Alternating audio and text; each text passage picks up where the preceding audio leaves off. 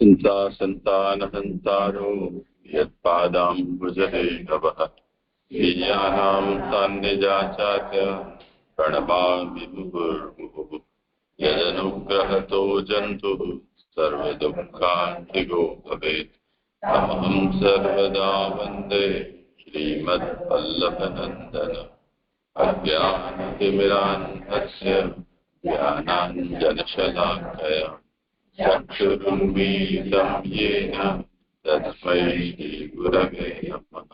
नमामि शेषे लीलाक्षीरान्निशायिनम् लक्ष्मीसहस्रलीलाभिः सेव्यमानं कलानिधिम् चतुर्विश्च हृदि सता षड्विराजते पुरुषौ पंचधा हृदय। करो जीवन बात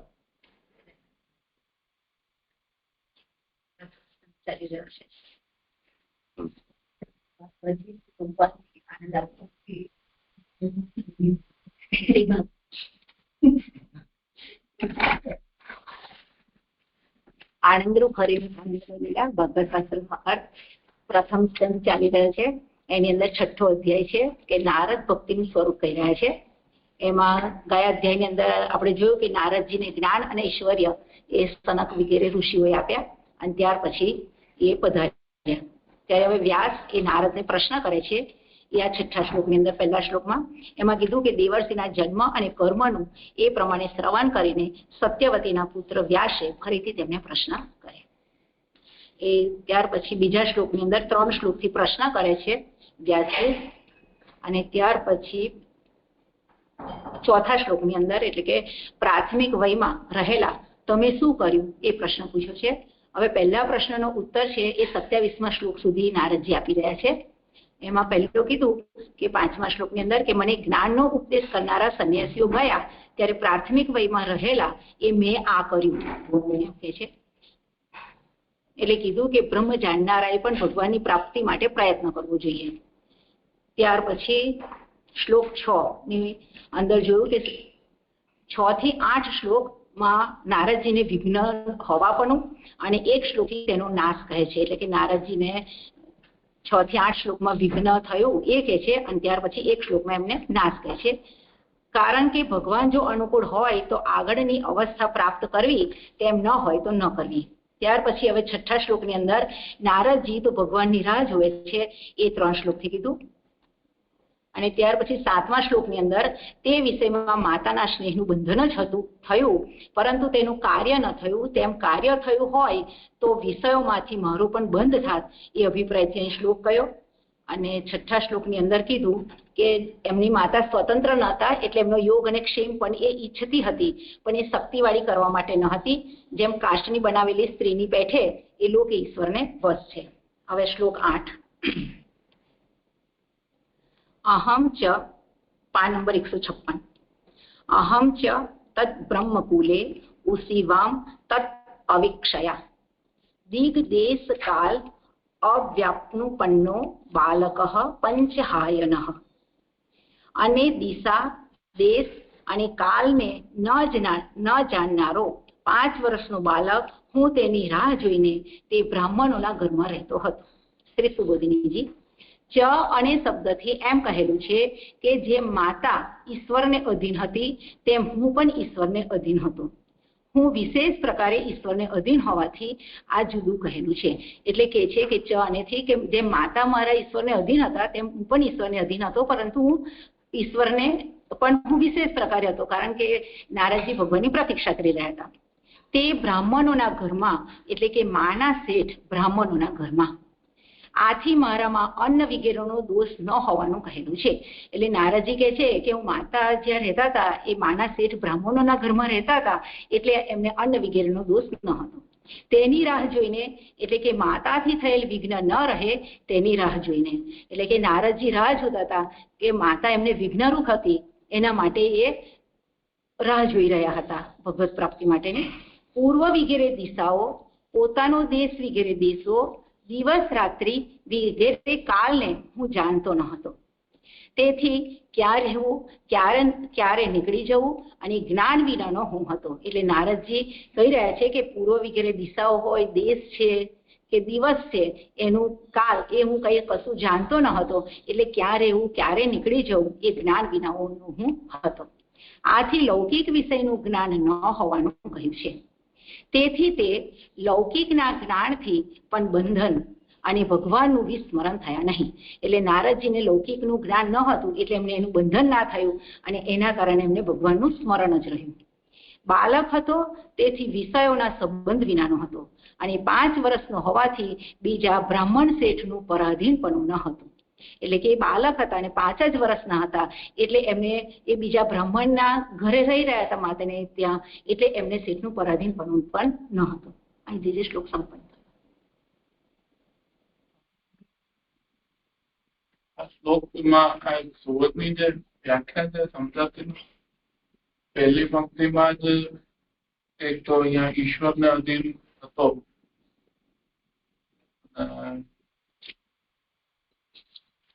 વિશેષ પ્રકારે અધીન, અને ચ અને શબ્દથી એમ કહેલું છે કે જેમ માતા ઈશ્વરને અધીન હતી તેમ હું પણ ઈશ્વરને અધીન હતો. એટલે અહીંયા કઈક માતાના ઈશ્વરના અધીન હોવાથી હું અધીન હતો એ રીતે અહીંયા કઈક બતાવે છે. પણ ઈશ્વરને અધીન તો બધા હોય જ છે. અહીંયા માતાના અધીન હોવાથી નારદજી ઈશ્વરના અધીન હતા એમ કહેવાનું શું હતું?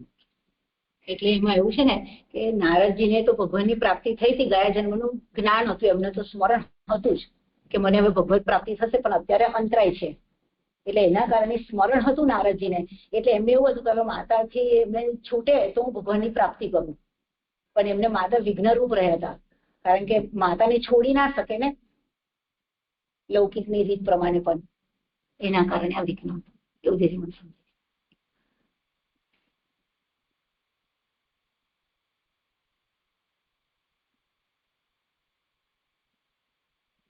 7મા શ્લોક સાથે આનો સંબંધ છે. હા, 6ઠા શ્લોક.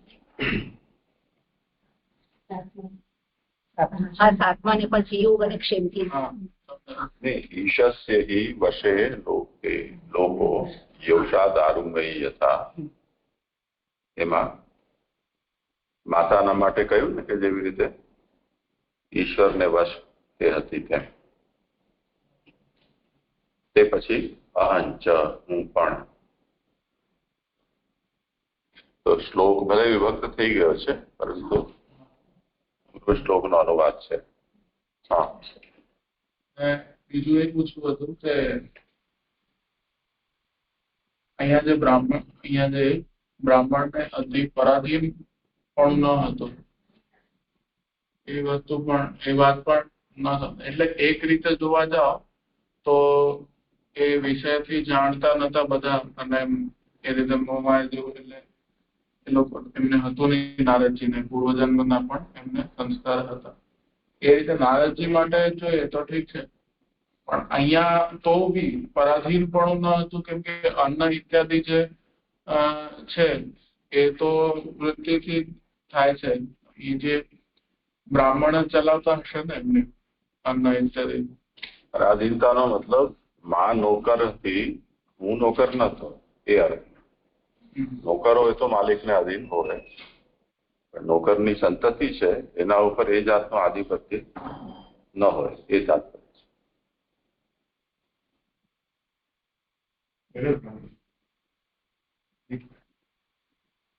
એક પ્રશ્ન કરીએ, આયા તેની રાહ જોઈને એટલે માતાજી થયેલ વિઘ્ન ન રહે તેની રાહ, એટલે નારદજી એવું ઈચ્છતા કે માતાજી પહોંચી જાય એવી રીતે કે બીજે રીતે બી હોઈ શકે. એ તો ચલો પછી પ્રભુની ઈચ્છાથી એમનું વિઘ્ન ન રહી, આયા તેમને શું થયું કે વિઘ્ન ન રહે તેની રાહ જોયા હતા. એવું જ સમજવું કે ઈચ્છતા હતા કે એટલે એનું તાત્પર્ય એવું છે કે એમને ભગવાનનું સ્મરણ હતું એટલે એમને માતા એ વિઘ્નરૂપ હતા. એટલે હવે માતા ના રહે તો જ ભગવત પ્રાપ્તિ કરી શકે ને. અને પછી એમને પાછું નાના હતા 5 વર્ષમાં એટલે એમને જ્ઞાન પણ નતું, કે ક્યાં જવું ક્યાં રહેવું, એટલે એ પણ છોડી શકે એવા નતા. એટલે એ પણ એમને વિઘ્ન હતું. એટલે લૌકિક જ્ઞાન પણ નતું એક બાજુ, અને બીજી બાજુ આગળના શ્લોકથી કીધું કે એ સ્વતંત્ર ન હતા એમના માતા, એના કારણે પણ એ છોડી ન શકે. શું લાગે છે કોઈને કેવું હોય આ વિશે? એ માતા ન રહ્યા તો એકલા નીકળી ગયા, માતા હતા તો બી નીકળી જઈ શકે. માતા ન રહ્યા એટલે અગર એમને એટલું સાહસ છે કે નીકળી જઈ શકે છે, તો માતા હો તો પણ એક તરીકે જોઈએ તો બી નીકળી જઈ શકે. પણ એમને માયા તો હતી જ ને માતામાં. પૂર્વમાં પણ જોઈએ છે કે માને એમના પ્રતિ પ્રીતિ હતી, એના કારણે નારદજીને એની અંદર પ્રીતિ હતી, તો એ એમને મૂકીને કઈ રીતે જઈ શકતા. એટલે કદાચ એ વિઘ્ન જાય એઝ અ ભક્ત જેમ વિચારીએ અને પુત્ર રીતે ન વિચારીએ તો ભક્તિમાં બાધક કરનાર તો બધા વિઘ્ન જ જણાય, અને એને દૂર થાય તો જ એમ ભક્તને તો એ જ ગોલ હોય ને એમનો, કે વિઘ્ન બધા દૂર થઈ જાય. તો એવી રીતે જ માનવું પડશે.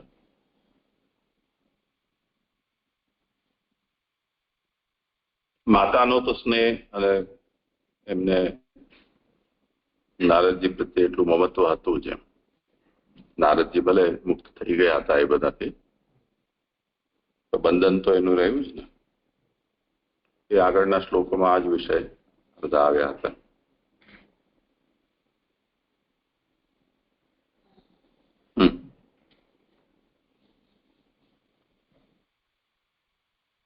હા કરો, થોડા આમ સરકી જાઓ ને તો સમસ્યા નથી.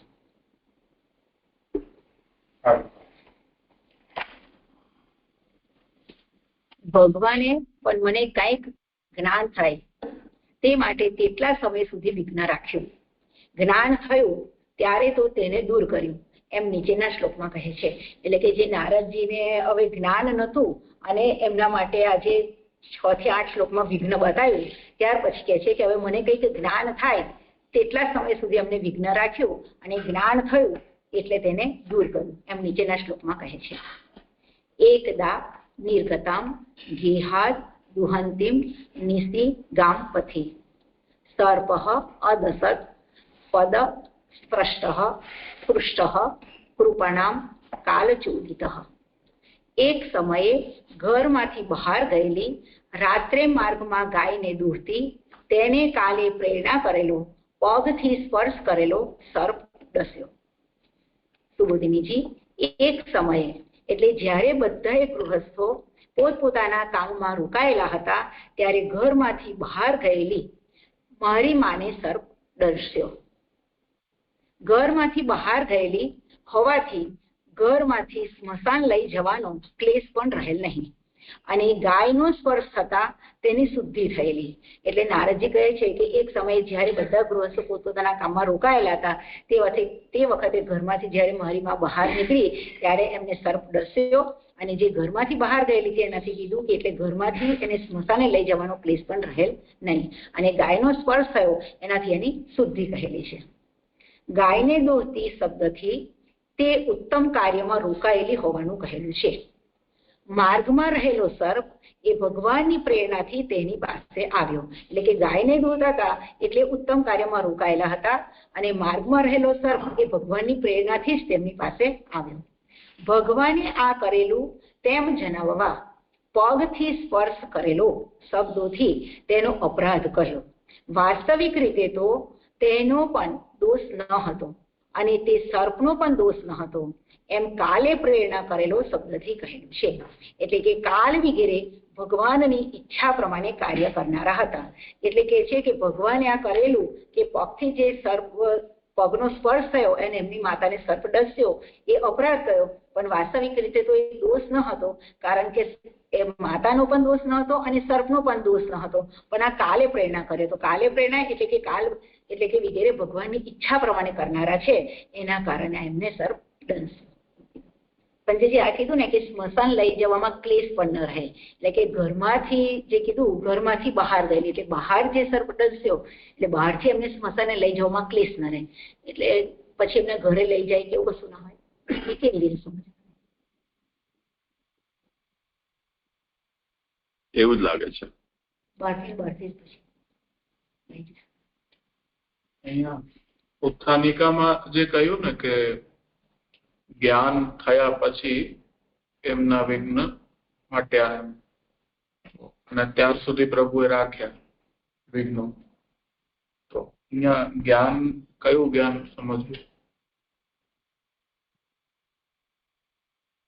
વિશેષ પ્રકારે આ તો મને એટલા જ્ઞાનની ખબર છે કે એમના માતાજી હવે સર્પદંશ થયો એ જ્ઞાન એમને હવે થયું, મતલબ કે માતા છૂટ્યા વિઘ્ન રૂપ હતા એટલે એ જ્ઞાન લાગે છે કે હવે પછી આગળ પ્રયાણ કરશે ઉત્તર દિશા તરફ. એ રીતે કહેવાય કયું જ્ઞાન? મુનિઓ ગયા તે વખતે જે આપતા ગયા જ્ઞાન, અને જે હતા તે દરમિયાન સત્સંગથી એમને જે જ્ઞાન થયું તે બધું એમાં સમજવા. એટલે એ તો પૂર્વજન્મ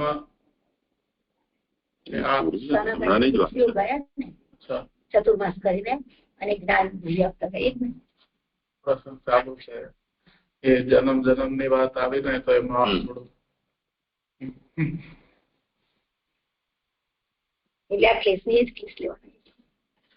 ક્લેશ કીધો સ્મશાને લઈ જવાનો ક્લેશ પણ રહે નહીં, એટલે આ જ ક્લેશ. આપણે તો આપણા બધા જે લોક રિવાજો છે ને એને કારણે આવું વિચારીએ છીએ કે મૃત હોય તો એને ઘરે લાવો અને પછી ત્યાં બધાને બોલાવો, સગાવાલા, પછી દાહ કરવું. આમાં તો આગળ પાછળ કોઈ હતું નહીં એમનું, અને પોતે જે હતા તે જ હતા. હા, મેં પણ ભગવાનનો ઉપકાર છે એમ જાણીને તેમ જ કર્યું, એમ નીચેના શ્લોકથી કહે છે. એની 1 નંબરની ફૂટમાં કે મેં પણ ભગવાનનો ઉપકાર છે એમ જાણીને તેમ જ કર્યું. તેમ જ કર્યું એટલે કે ઘરમાંથી બહાર નીકળી ગયો. તદા તદ અહમ ઈશસ્ય ભક્તાનામ સમ અભિપ્યસતઃ અનુગ્રહમ મન્યમાનઃ પ્રાતિષ્ઠમ દિશમ ઉત્તરામ.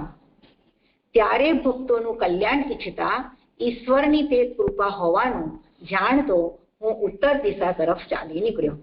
કારણ કે ભગવાન સુબોધિનીજી, કારણ કે ભગવાન સદા ભક્તોનું કલ્યાણ જ ઈચ્છે છે, છતાં વિઘ્નો પણ ભગવદ રૂપ હોવાથી કોઈ વાર તેમને દૂર કરતા નથી. જો તે વિઘ્નો દૂર કરવાનું પણ કરે ત્યારે આ ઘણી કૃપા છે એમ જાણીને કરવા ઈચ્છેલા કાર્યમાં વિલંબ ન કરવો, એવા અભિપ્રાયથી કૃપા હોવાનું જાણતો એમ કહેલ છે. આ નિશ્ચય દેવો અને મનુષ્યોની શાંત દિશા છે. એ શ્રુતિ પ્રમાણે ઉત્તર દિશા તરફ ચાલી નીકળ્યો. એટલે નારદજી કહે છે હવે કે ભગવાન એ સદા ભક્તોનું કલ્યાણ જ ઈચ્છે છે, એટલે વિઘ્નો પણ એ ભગવદ રૂપ હોય તો કોઈ વાર તેમને દૂર કરતા નથી, અને જો તે વિઘ્નો દૂર કરવાય, જો તે વિઘ્નો પણ દૂર કરવાનું પણ કરે તો એ એમની ઘણી કૃપા છે એવું જાણી અને ઈચ્છેલા કાર્યમાં વિલંબ ના કરવું જોઈએ. અને કૃપા હોવાથી નારદજી જાણતા હતા એટલે એમને આ નિશ્ચય દેવો અને મનુષ્યની શાંત દિશા છે એમ જાણી અને એ ઉત્તર દિશા તરફ ચાલી નીકળ્યા.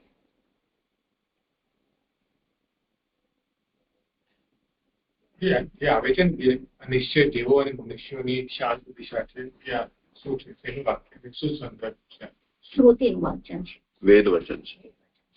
એશા વૈ દેવ મનુષ્યાણામ શાંતા દિગ, આવું તૈત્તરીય બ્રાહ્મણનું વચન છે. ઉત્તર દિશા શાંત દિશા.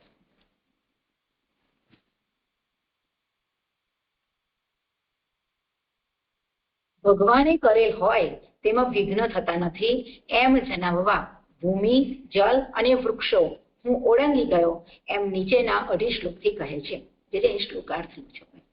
ત્યાં સમૃદ્ધ દેશો, શહેરો, ગામો, નીસડાઓ, ખાનો, ખેતો, ખરવટો અને વાડીઓ, વનો અને બગીચાઓ, હાથીઓએ ભાંગી નાખેલ ડાળીઓવાળા વૃક્ષોવાળા જુદી જુદી ધાતુઓથી વિચિત્ર દેખાતા પર્વતો, શિવ જલવાળા જળાશયો, જુદા જુદા સ્વરવાળા પક્ષીઓ સાથે ઘણું ગમતા ભમરાઓથી શોભતા અને દેવોના નિવાસવાળી તલાવડીઓ હું ઓળંગી ગયો. સુબોધિનીજી, તે પૈકી એક શ્લોકથી ભૂમિના પ્રકારો કહે છે. સમૃદ્ધ એટલે ધાન્ય વગેરે વાળા, માલવા વગેરે દેશો, એટલે કે છે કે સમૃદ્ધને બતાવે છે કે સમૃદ્ધ દેશો કેવા, તો કે ધાન્ય વગેરે એવા માલવા વગેરે દેશો છે. નગરથી મોટા શહેરો, શહેરોને કહે છે કે નગરથી મોટા એ શહેરો, નાના ઘરવાળા ગામો, ગામોને કહે છે કે નાના ઘરવાળા હોય છે. પછી નીસડાઓ એટલે કે ગાયના સ્થાન, એટલે કે નીસડાઓ, ગાયને રહેવાના સ્થાનો. મીઠા વગેરેની ખાનો, ખેતો એટલે ખેડૂતોના ગામો. ખરવટો એટલે જેની એક તરફ નદી હોય અને બીજી તરફ પર્વત હોય તેવા અગ્નિહોત્ર કરનાર ગામ, એટલે જે અગ્નિહોત્ર સદા થતા હોય એવા ગામને ખેરવટો જણાવી રહ્યા છે કે એક તરફ નદી હોય અને બીજી તરફ પર્વતો હોય. વાડીઓ એટલે પુષ્પ વગેરે વાળી વાડીઓ. વચલા સ્થાનમાં કુદરતી વનો, વાવેલા વૃક્ષોના બગીચાઓ. ચ અને શબ્દથી જણાવેલ ખલવાડો વગેરે, એટલે અહીંયા આગળ ખલવાડો અને પછી જે સમજાવે છે કે વચલા સ્થાનની અંદર કુદરતી વનો હોય, વાવેલા વૃક્ષોના બગીચાઓ, એ શબ્દથી ખલવાડો.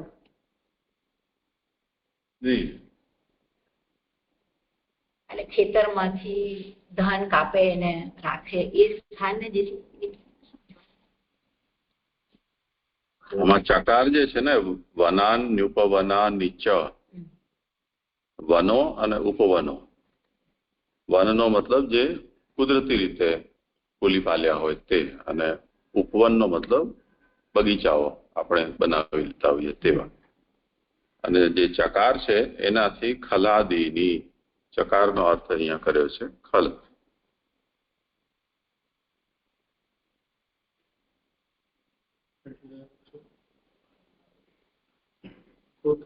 ખલવાડો વગેરે.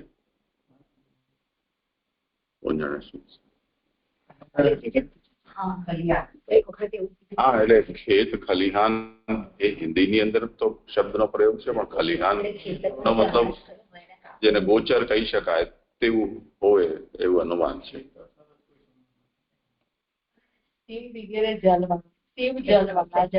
એ વિશે તો હવે આવશે, આવી ગયું. એક પ્રશ્ન છે બીજો, એટલે સ્પષ્ટ કરવું છે. અહીં જે આવ્યું ખરવટો, ત્રીજી પંક્તિમાં આવે છે. ખરવટો એટલે જેની એક તરફ નદી અને બીજી તરફ પર્વતો હોય તેવા અગ્નિહોત્ર કરનારા ગામ. એટલે અગ્નિહોત્ર આવા સ્થાને કરવું જોઈએ, એની ઉત્તમતા દેશની બતાવવા આવું કહ્યું છે કે શું તાત્પર્ય છે? એવું માનવું. માલવા વગેરે, ઉજ્જૈન વગેરે.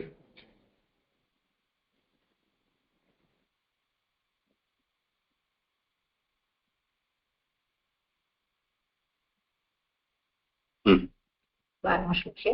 હવે વૃક્ષો સાથેના પર્વતોનું ઉલ્લંઘન કર્યાનું કહે છે. જુદી જુદી ધાતુઓથી વિચિત્ર દેખાતા પર્વતો, હાથીઓએ ભાંગેલી છે ડાળીઓ જેઓની તેવા વૃક્ષો હતા જેમના ઉપર તે પર્વતોનું જ વિશેષણ છે. એટલે કે છે કે વૃક્ષો સાથે પર્વતોનું ઉલ્લંઘન કર્યાનું પણ નારદજી વર્ણન કરે છે કે જુદી જુદી ધાતુઓથી વિચિત્ર દેખાતા હતા પર્વતો અને હાથીઓએ ભાંગી હોય ડાળીઓ એવા જે વૃક્ષો હતા જેમના, તે પર્વતોનું જ વિશેષણ છે. રાગ અને ભયના કારણ કહ્યા. એમાં એક નંબરની ફૂટનોટ છે કે રાગ અને ભયના કારણ કહ્યા. એક એટલે કે ધાતુઓથી વિચિત્ર દેખાતા પર્વતો એ રાગ એટલે કે આનંદ ઉપજાવે તેવા હતા, અને હાથીઓએ ભાંગેલી ડાળો વાળા વૃક્ષો એ ભય ઉપજાવે તેવા હતા. તેથી અનુક્રમે રાગ અને ભયના કારણ હતા. હવે વિશ્રામના પ્રયોજન વાળા જલ કહે છે. જલાશયો એટલે મોટા કમલવાળા જલ ભરેલા ખાડાઓ. શિવ જલવાળા તેનું જ વિશેષણ છે. શિવ જલ એટલે શીતલ, રોગ વગેરે ઉત્પન્ન ન કરે તેવું જલ. કમલ વગેરે વાળી દેવોએ ખોદેલી તલાવડીઓ, એટલે અહીંયા આગળ આજે હતો પ્રશ્ન કે વિશ્રામ, હવે આ જલનું વર્ણન કરે છે કે જલાશય એટલે કે મોટા કમળ હોય એવા જલના ભરેલા ખાડાઓ હતા. શિવ જલ વાળા એટલે આ જલનું જ વિશેષણ આપ્યું. અને શિવ જલ એટલે કે શીતલ હોય છે અને એનાથી રોગ વગેરે ઉત્પન્ન ન કરે તેવું જલ. એટલે શિવ એટલે શંકર પણ કહી શકાય કે શંકર નું આ જલ શીતલ હોય એટલે એના દ્વારા રોગ ઉત્પન્ન ના થાય એવું જલ. એવું તો નથી જણાતું. શંકર થી ગાયું કે મતલબ નથી. શિવમ એટલે શીતલ. શીતલ શીતલ અને રોગ વગેરે ઉત્પન્ન ના કરે તેવું જલ. પછી કમલ વગેરે વાળી દેવોએ ખોદેલી તળાવડીઓ, દેવોના નિવાસ વાળી એટલે કે દેવાલય વગેરે વાળી. અને આશ્ચર્ય રસ ઉપજાવવા કહે છે કે જુદા જુદા સ્વરો છે જેમના તેવા પક્ષીઓ સાથે ઘણા ભમરાઓની શોભા હતી જેઓમાં તેવી તલાવડીઓ હતી. એ તલાવડીઓ કેવી હતી તો કે ત્યાં આશ્ચર્ય રસ ઉપજાવી હતી, એમાં જુદા જુદા સ્વરો એવા પક્ષીઓ હતા અને ભમરાઓની એમાં શોભા હતી એવી તલાવડીઓ હતી. એમ નારદજી આ વર્ણન કરી રહ્યા છે.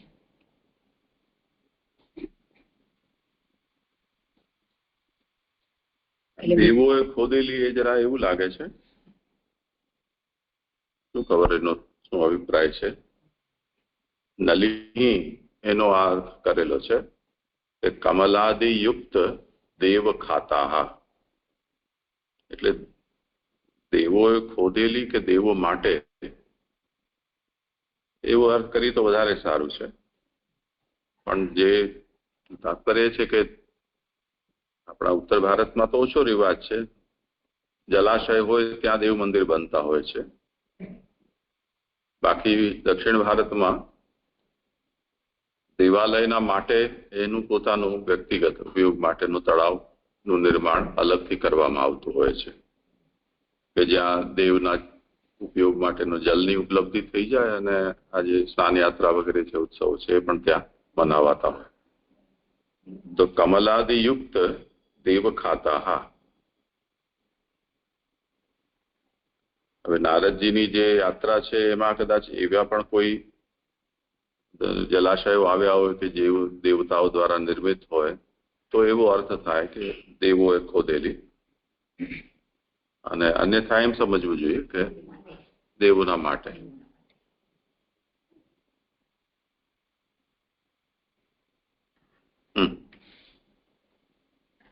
તેરમો શ્લોક છે. એ પ્રમાણે કહીને નીચેના શ્લોકમાં તે ઓળંગ્યાનું કહે છે. એટલે કે હવે ભૂમિ જલ વૃક્ષો એ બધું જે નારદજી ઓળંગી રહ્યા એ હવે અહીંયા આગળ એ ઓળંગ્યા એનું હવે કહી રહ્યા છે. નલ વેણુ સરસ સ્તંભ ઉષકીચ ગહવરમ એક એવ અતિયાત અહમ અદ્રાક્ષમ વિપિનમ મહત ઘોરમ પ્રતિભયાકારમ વ્યાલોલ ઉલ્લુક શિવ અજીરમ.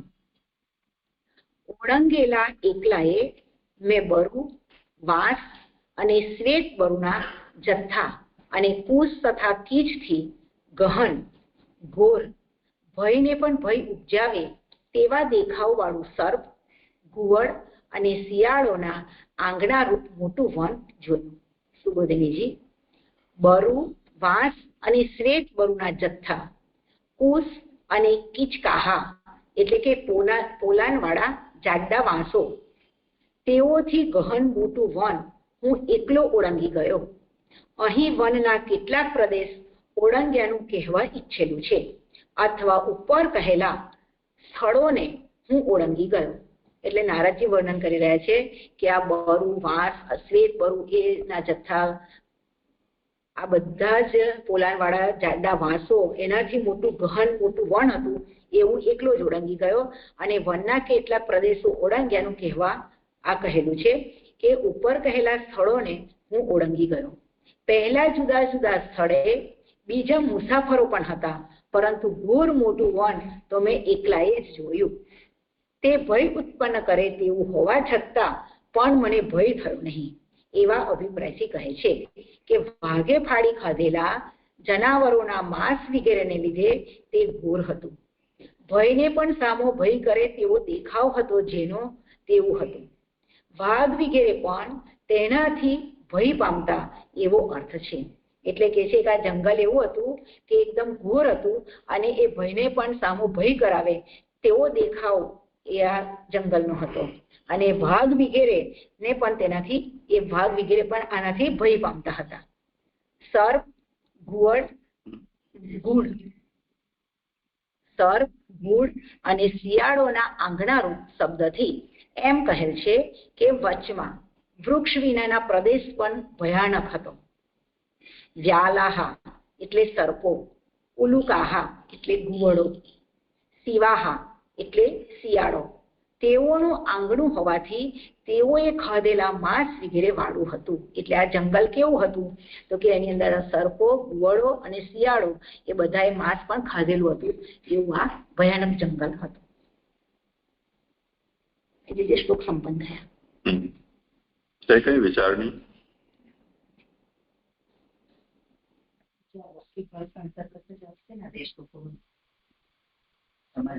લૌકિક ભાષા લૌકિક ભાષા અંતર્ગત લઈ શકાય, લઈ શકાય. લૌકિક ભાષા જ કહેવાશે તો પણ એટલે આ નારદજી આ ઘોર જંગલ જે ઓળંગ્યું બધું, જે માતાના મૃત્યુ પછી નીકળી ગયા ઉત્તર દિશામાં, એનું વર્ણન છે. પણ કહેવાશે તો લૌકિક ભાષા જ કહેવાય. લોકની અંદર જ એમને આ જોયેલું કહેવાય ને કે લૌકિક ભાષા એવું લાગે છે. અલ્કાબેન કઈ કહો છો તમે આ વિષયમાં કે કઈ જુદું? હા, અચ્છા.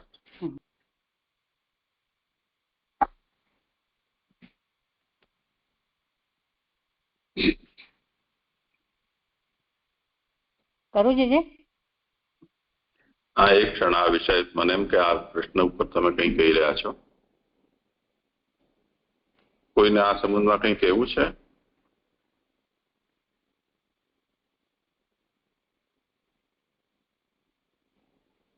નારદજીએ જે વર્ણન કર્યું એમની યાત્રાનું, એ લૌકિકી ભાષા છે એવું કહી શકાય એમ પ્રશ્ન છે.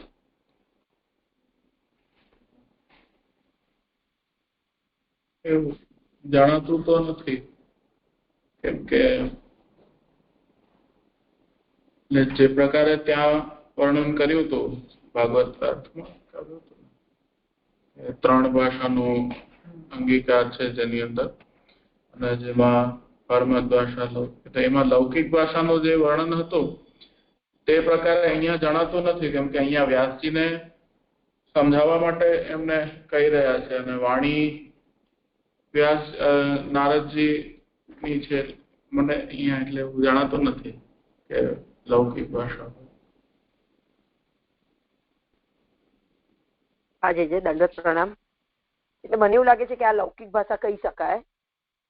એટલે એમ પાછું હવે નારદજી આખો પ્રસંગ કહી રહ્યા છે એ તો બરાબર છે, પણ એમાં એ લૌકિક ભાષા એટલા માટે કહી શકાય કે નારદજીનો જે વિષય ચાલી રહ્યો છે કે મને આટલું બધું વૈરાગ્ય હતું છતાં પણ માતા પ્રતિબંધ રૂપ હતા એટલે હું ઘરમાંથી નહોતો નીકળ શકતો, દિશા વગેરેનું મને ભાન ન હતું.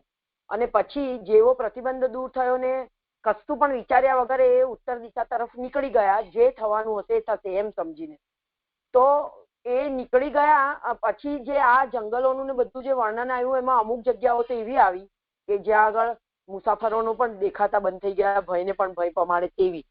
તો એક 5 વર્ષનું બાળક અને એની સામે આવો આ પ્રકારનું જે સિચ્યુએશન ઊભી થઈ છે, તો જો આવી લૌકિક ભાષાનું અહીંયા વર્ણન કરવામાં ના આવે તો એ પ્રસંગની ગંભીરતા આપણે ના સમજી શકીએ કે આ બાળક આટલી બધી આવા ઘોર વનમાંથી કેવી રીતે પસાર થઈ ગયા.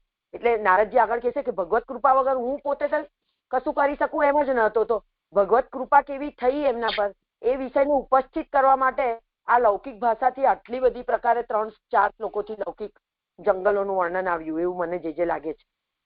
દંડવત પ્રણામ જે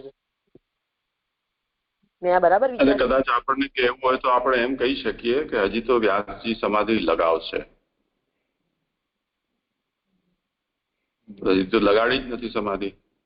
એના પહેલા સાક્ષાત જ નારદજીના દ્વારા થયેલો સંવાદ છે ને, તો સમાધિનો ક્યાં પ્રસંગ છે એ તાત્પર્ય છે. જે પણ આપણે તો ભાગવતજીની શરૂઆતમાં તો એવું જોયું ને કે આ બધું સૂત સૌનકને કહે છે અને સૂતજીએ સુક પાસેથી શ્રવણ કરેલું છે. તો એ બધો વિષય તો કેમ કે વ્યાસજી તો ત્રિકાલ દ્રષ્ટા છે એટલે આ બધું હવે પહેલા બની ગયું અને જે બનવાનું છે એ બધું ભાગવત રૂપ જ ગણવાનું છે. જે આપણે એવું ના સમજે. હા, એ તો બરાબર મને સમજાય કે આમ પણ એ લૌકિક જ ભાષા છે, સમાધિ ભાષા તો નથી. પણ આ બધો વિષય ભાગવતજીનો તો કહેવાય ને, વ્યાસજીએ આગળનું પૂર્વનું અને પાછળનું બધું કહ્યું ને, એવું ના સમજી શકાય. જે ભાગવત નથી એવું કોણ કહી રહ્યું છે? હા, ના એટલે હું એમ પૂછવા માંગુ છું કે કહે આ બધું વ્યાસ આ સમાધિ ભાષામાં ના ગણાય આ વિષય, હું એમ પૂછું છું. આપે કહ્યું ને એટલે હું પૂછું.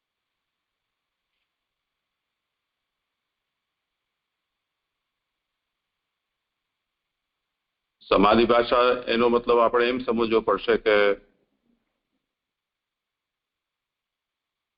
નારદજી વ્યાસજીને આવીને અને વ્યાસની ચિંતાના નિવારણનો ઉપાય અને પોતાની આત્મકથા કહેશે એ પણ એમને સમાધિમાં જ અનુભવ્યું એમ. હા, જે મને તો એવું સમજાય છે. એટલે હું મારી સમજને એ કરવા માટે કન્ફર્મ કરવા માટે ખરી કે ખોટી એમ. તો તે સ્થિતિમાં તો પછી હવે જો એ ઘટના સમાધિમાં હવે એ વિચારવું રહ્યું કે થયેલી ઘટનાનું સમાધિમાં એમને સ્મરણ કર્યું છે કે સમાધિમાં એમને આ બધો સાક્ષાત્કાર થઈ ગયો છે, પછી નારદજી આવ્યા છે અને ખોટી ખોટી એમની ચિંતા થઈને એમનું ખોટું પાછું સમાધાન એમને કર્યું છે. ના, એવું તો ના હોય ને. એવું તો ના તો પછી કેવી રીતે મને જ નથી સમજાતું. સમજતો તો એટલે તો જે હું સમજતો તો એ કહી રહ્યો છું. તો કેમ કે પૌર્વમાં આવ્યું ને કે વ્યાસજી એ જે કહી દીધેલું એને પુનઃ નારદજીએ એને બોલ્યા, જેનાથી નારદજી ઉપરની એમને પ્રીતિ ને એવી રીતે કંઈક જણાય. એ વિષય પૂર્વમાં આવ્યો હતો ને શું મને તો આ રીતે સમજમાં હતું. એવું ન હોય તો મારી ભૂલ છે.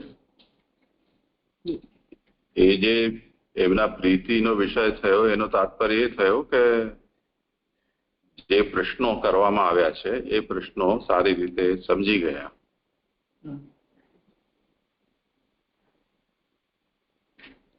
કે જેથી હવે નારદ છે એ વ્યાસજીને એમની જિજ્ઞાસા છે એનું સમાધાન કરશે, એ તાત્પર્ય એનો છે.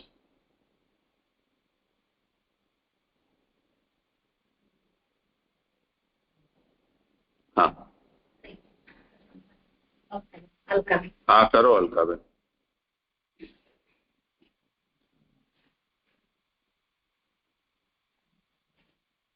હા જી દંડવત પ્રણામ. હવે આપણે 13મા શ્લોકમાં જોયું કે ઓળંગેલા એકલા એમે બારું વાંસ ઓળંગેલા એકલા એમે ભયને પણ ભય ઉપજાવે તેવા દેખાવ વાળું મોટું વન જોયું નારદજીએ. હવે એમની આ આગળ યાત્રા બતાવે છે 14મા શ્લોકમાં.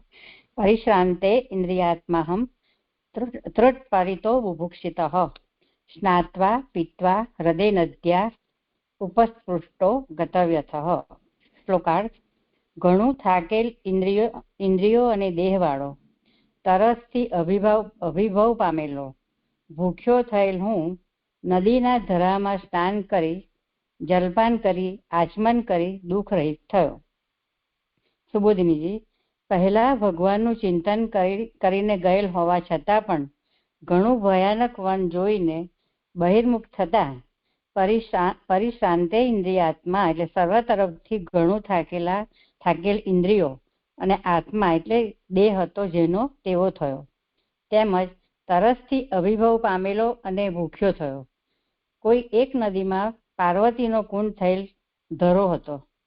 તે વૃક્ષ વગેરેથી શીતળ હતો.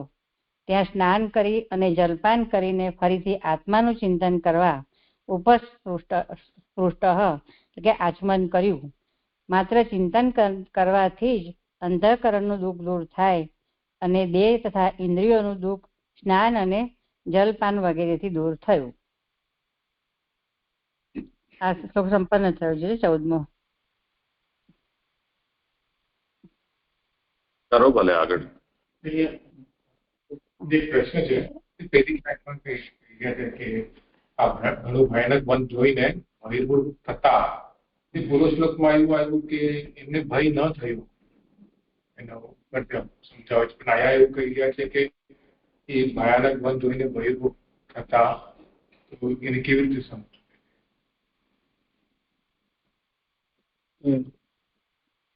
અહીંયા એમને જે ભૂખ તરસ લાગે છે એની માટે કહી રહ્યા છે એવું જણાય છે કે ભૂખ તરસ શું કામ લાગે તો છે કે ભયાનક વનને જોઈને ત્યારે ભગવાનનું ચિંતન કરીને ગયેલ હોવા છતાં પણ ભયાનક વન જોઈને બહિર્મુખ થતા. એટલે જયારે ઇન્દ્રિયોનું અનુસંધાન એમને થયું ત્યારે એમને તો ભૂખ તરસ લાગી એમ એવું સમજાય છે. મારો પણ એના ઉપર જ પ્રશ્ન છે. અલકાબેન, તમને કેવું છે કઈ? હા જી, મને પણ એવું જ લાગે છે. લાલનજી જે કહે છે ને, ભૂખ તરસ અને થાકેલી ઇન્દ્રિયો વાળો ભૂખ્યો થયેલો, આ જ લાગે છે મને. નહીં, આમનો પ્રશ્ન કઈ બીજો છે, સાંભળી લો કઈ. હા, મને બરોબર ખ્યાલ નથી આવ્યો છે. હા, એમને શું પૂછ્યું? પેલી લાઈનમાં આવે છે ને કે પ્રશ્ન કે ભયાનક વન જોઈને બહિર્મુખ થતા. પછી ઉપર આપણે પહેલાના શ્લોકમાં એવું આવે છે કે એમને આ બધું ભયાનક વન આદિ જોયું પણ એમને ભય વગેરે થયો નહીં. તો પછી બહિર્મુખતા તેના કારણે થઈ.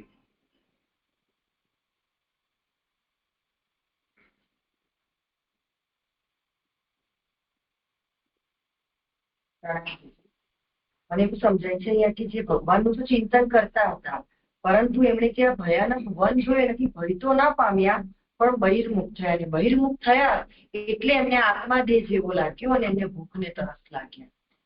એ જ અર્થમાં છે, બીજું મને નથી સમજાતું.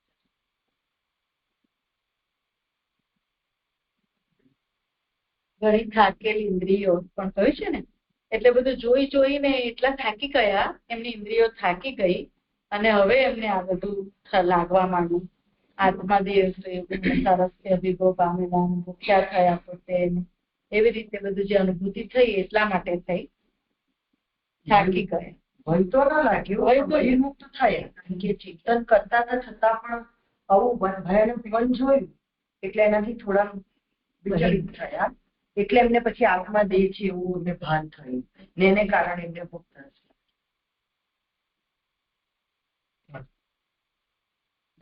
પછી એમ જ સમજવું ને કે જોઈએ કે પાછળ કેટલું બધું એમને વન હજી બધું ક્રોસ કરીને પછી એટલે આ બધું થયા પછી એ થાક્યા. એટલે ત્યાં સુધી એ ચાલતા જ રહ્યા એવું સમજવું ને. કેટલું બધું વર્ણન આવી ગયું કે એમને ક્યાંથી પસાર થયા એટલું બધું. અને હમણાં આ શ્લોકમાં આવીને કહે છે કે હવે થાક્યા. પછી એમ જ સમજવું ને કે આટલું બધું એટલે ચાલ્યા અને પછી હવે જઈને થાક્યા એવી રીતે. મારું પણ આની ઉપર એને આપણે ઊંધું વિચારવું જોઈએ કે જયારે બહિર્મુખ થયા ત્યારે એમને આ બધાની પ્રતીતિ થઈ, ભૂખ પ્યાસ વગેરેની. એ બહિર્મુખ થવામાં નિમિત્ત આ અતિ ભયાનક વનને જોવું એવું થયું.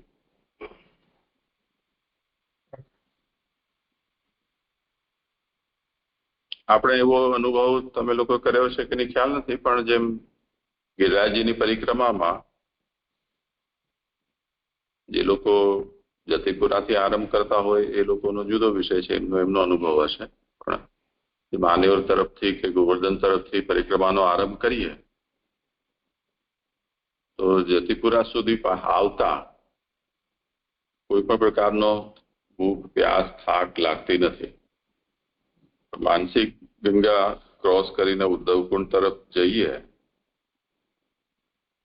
તો અને રાધા કૃષ્ણ કુંડ વાળો ચક્કર આવે ત્યારે બધા લોકોને અનુભવ થતા હોય છે.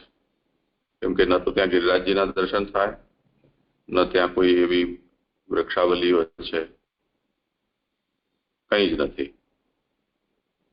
તો એ વિસ્તાર જ એ જાતનો આવી જાય કે ત્યાં પછી બહિર્મુક્ત આપોઆપ થઈ જતી હોય છે. અને આટલો આખો છે એ ભીતરનો પરિક્રમા માર્ગ છે, જેની અંદર કોઈ દુકાન, મકાન કે બીજા કોઈ બહિર્મુખ કરાવનારી કોઈ વસ્તુઓ ત્યાં નથી.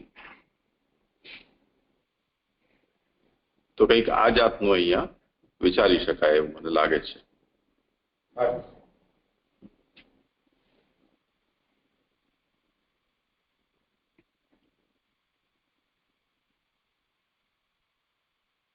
આ કરો અલકાબેન.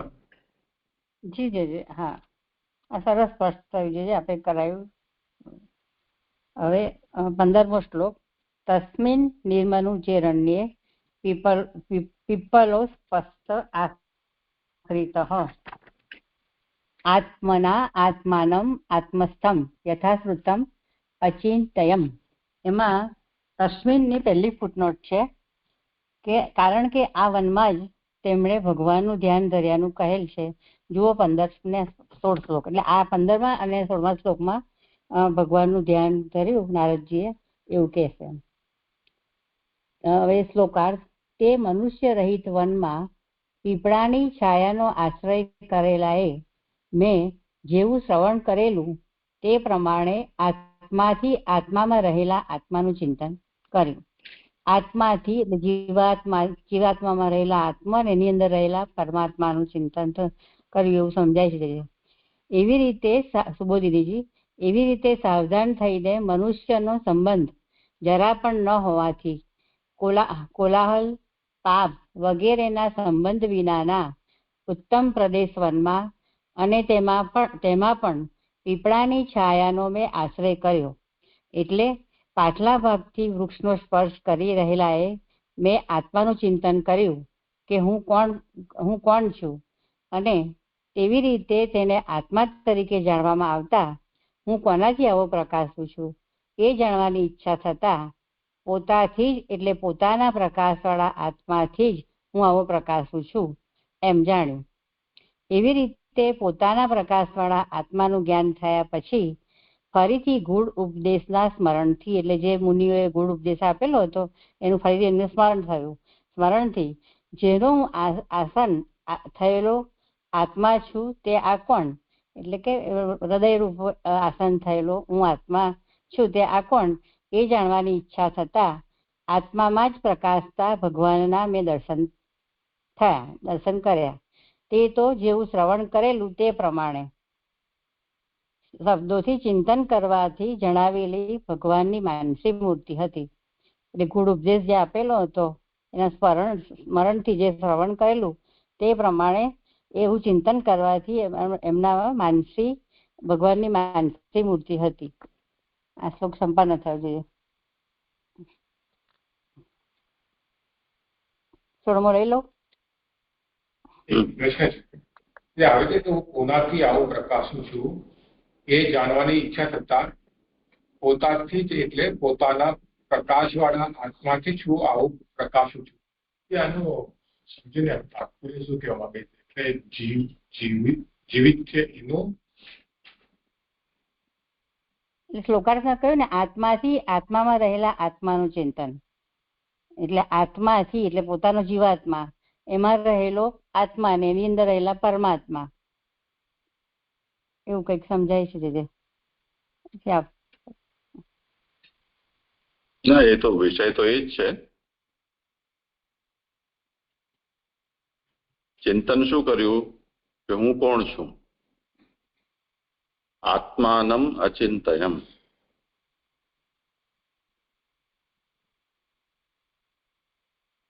તો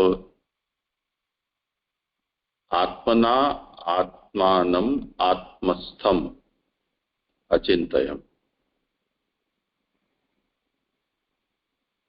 તો આત્મત્વેન જ્ઞાતે, જ્યારે પોતાને એ જાણ્યું કે હું આત્મા છું,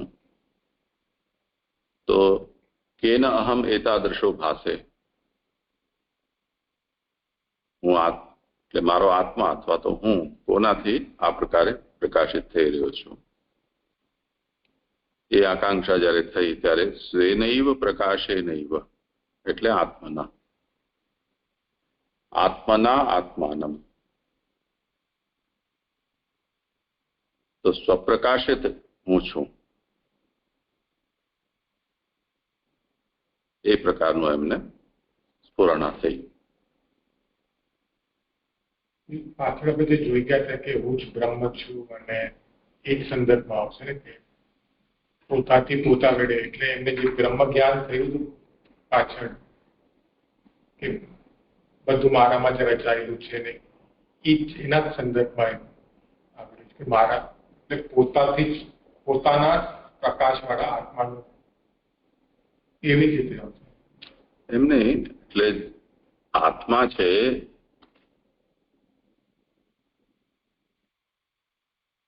જેમ કોઈ વ્યક્તિ ને તમે એમ પૂછો કે આ કોણ છે, તો એ એના તરફ જોઈને એનો ઉત્તર આપશે કે આ છે. અને કોઈ આપણને પૂછે કે ભાઈ તમે કોણ છો, એના માટે આપણને કંઈ જોવાની થોડી જરૂર છે. તો પોતાના હોવામાં તો આપણે સ્વતઃ પ્રમાણ છીએ કે આત્મા સ્વપ્રકાશ છે, પરપ્રકાશિત નથી. તો આત્મના આત્માનમ.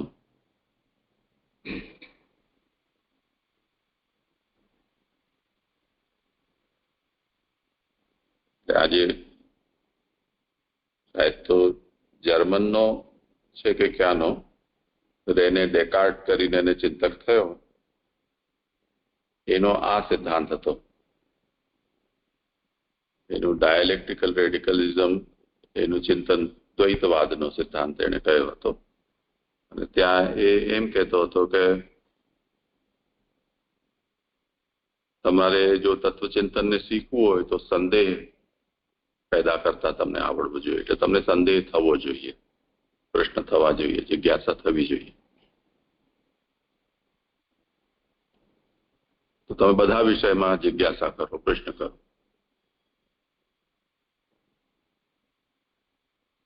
પ્રશ્ન કરતા કરતા તમને જે તે વિષયનું જે કોઈ પણ તત્વ સમજાય છે એમ કે નથી છે એમ કે મિથ્યાના રૂપમાં જે કંઈ પણ હોય, પણ જે સંદેહ કરી રહ્યો છે એનું અસ્તિત્વ તો નિસંદિગ્ધ છે. એટલે ધ ડાઉટર કેન નોટ બી ડાઉટેડ, એવું એણે સિદ્ધાંત બતાવ્યું. એ પણ જે કહી રહ્યો છે એનો અભિપ્રાય એ જ છે કે આત્મા સિવાયનું જે કંઈ પણ છે એના સ્વરૂપના વિષયમાં કે એના પ્રકારના વિષયમાં, એના અંદર કોઈ ગુણધર્મો સ્વાભાવિક કે આરોપિત હોય કે આગંતુક હોય, એના વિષયમાં તમે કંઈ પણ પ્રશ્ન કરી શકો, સંદેહ પણ કરી શકો. પણ હું આ પ્રશ્ન કરી રહ્યો છું, એ પ્રશ્ન કરતા છે એના અસ્તિત્વના વિષયમાં કોઈ સંદેહ થઈ શકતો નથી. એટલે બીજું બધું નિશ્ચિત થાય કે ન થાય, એક વાત તો નિશ્ચિત થઈ ગઈ ને કે હું છું એમ. એ જાતનો જ અહીંયા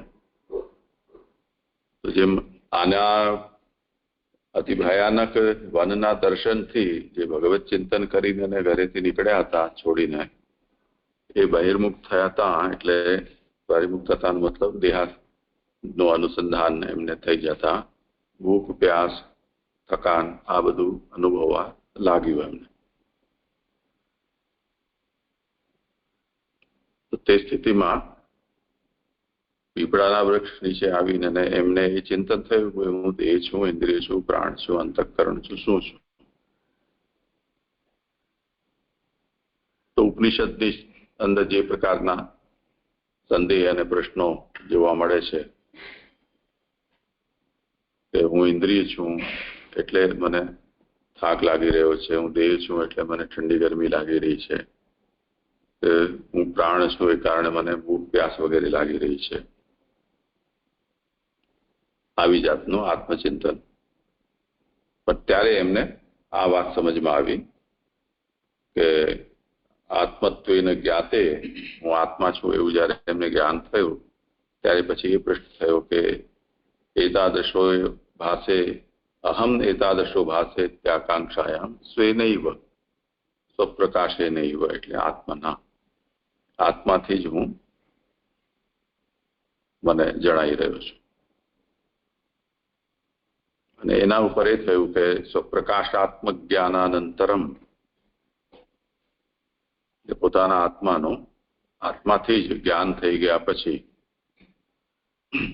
મુનિઓએ જતી વખતે જે ગૂઢોપદેશ કર્યો હતો એનું સ્મરણ થઈ જતા યસ્ય અહમ આત્મા પીઠભૂત સકોયમ, એ આજે મારી આત્મા છે જેના આસન રૂપમાં છે એ કોણ છે? ત્યારે પછી એમને આત્મન્યેવ પ્રકાશમાનમ ભગવંતમ દૃષ્ટવાન, ત્યારે આસન ઉપર અધિષ્ઠિત ભગવાનના એમને દર્શન થયા.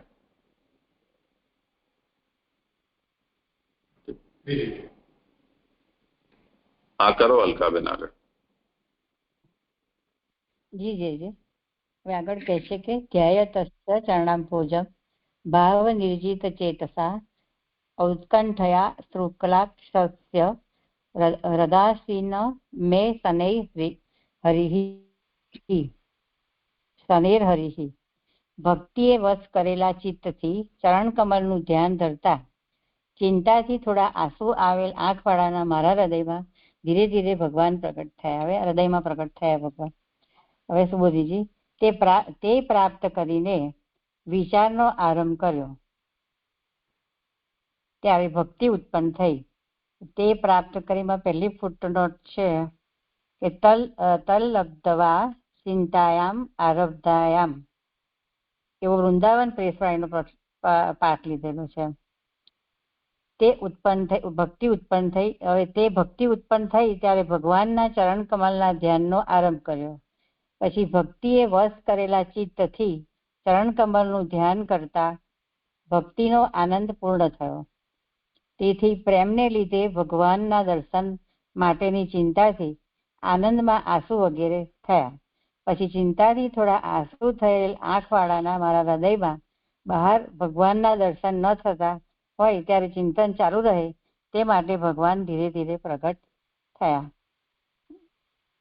આ શ્લોક સંપન્ન થયો. દીજો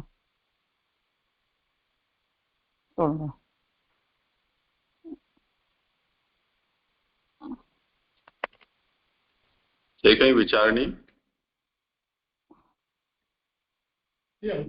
પેલી લાઈનમાં આવે છે પ્રાપ્ત કરીને, એટલે કે ઉપર જે થયું એના સંદર્ભમાં તે પ્રાપ્ત કરીને વિચારનો આરંભ કર્યો ત્યારે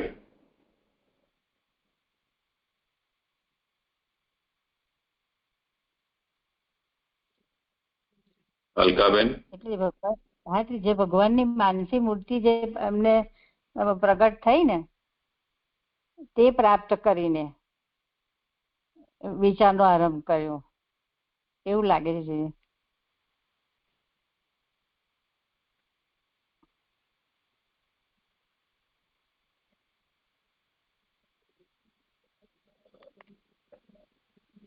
શ્રવણ કરેલું તે પ્રમાણે શબ્દોથી ચિંતન કરવાથી જણાયેલી ભગવાનની માનસી મૂર્તિ હતી તે પ્રાપ્ત કરીને ફરી પાછો વિચાર આરંભ કર્યો. પછી ભક્તિ ઉત્પન્ન થઈ ને પછી ઉત્પન્ન થઈ ત્યારે ભગવાનના ચરણ કમલના ધ્યાનનો આરંભ કર્યો. આવું ઠીક સમજાય? એટલે ભક્તિ ઉત્પન્ન થઈ એટલે વચમાં આપણે જોયું કે બહિર્મુખતાના કારણે શિથિલ થઈ અને પછી કારણ કે ભક્તિ તો હતી જ એમને જોઈએ ભક્તિના કારણે તો એમને બધું છોડી ત્યાગ કરીને આગળ નીકળી ગયા. એ પણ એ બી ઈચ્છતા હતા કે મારું જે બી બંધન છૂટે ભક્તિના કારણે જ હતું ને ત્યારે આવે છે ત્યારે ભક્તિ ઉત્પન્ન થઈ પાછી એટલા માટે એવી રીતે લિંક બેસાડી. એટલે કોઈ વસ્તુ વિસ્મરણ પણ થઈ જાય છે. બહિર્મુખ થઈ ગયા હતા તો ભૂખ પ્યાસ બધું અમને લાગ્યું, આગળના શ્લોકમાં આપણે જોયું ને, તો વિસ્મરણ થઈ જાય. ભગવાનની કૃપાથી ભગવાન જ પછી પાછું અમને સ્મરણ કરાવે.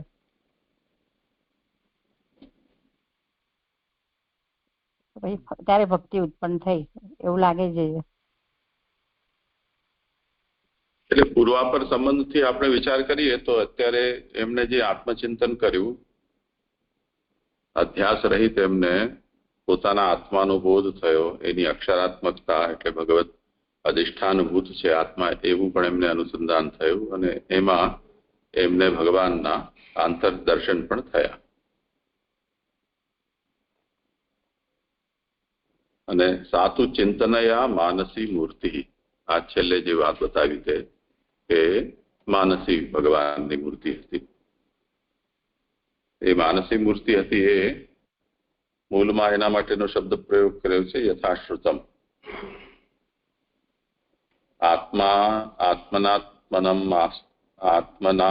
આત્માનમ આત્મસ્થમ યથાશ્રુતમ અચિંતયમ. તો જેવું સાંભળેલું હતું તેવું આત્મચિંતન એમણે કર્યું. તો તસ્મિન ચિંતનાયામ આરબ્ધાયામ ભક્તિ ઉત્પન્ના. એટલે એ યથાશ્રુત આત્માના આત્મારૂપ જે ભગવાન છે એના ચિંતનનો આરંભ કરતા ભક્તિ ઉત્પન્ન થઈ. આજે ભક્તિના જે આપણે ત્યાં જેવી રીતે રુચિ, પ્રેમાસક્તિ, વ્યસન કે વ્યસનોત્તર, કૃતાર્થતા વગેરે જે ક્રમ બતાવ્યા છે એ દરેક ક્રમને એક એક ઉત્પત્તિ પૃથક પૃથક પણ વિચારી શકાય ને. તો પેલે રુચિ કે સ્નેહના કક્ષા પરની છે તો ઓર વધારે આગળ થઈ તેમ. એટલે યત્કિંચિત સાક્ષાત્કાર થયો છે તો એક ફરી પાછો કૂદકો ભક્તિ લગાવે છે. એ તાત્પર્યથી સમજવું જોઈએ. હા, પ્રણામ છે. મારું પણ થઈ ગયું. માનસી મૂર્તિ માટે જ પ્રશ્ન હતો. પ્રણામ છે.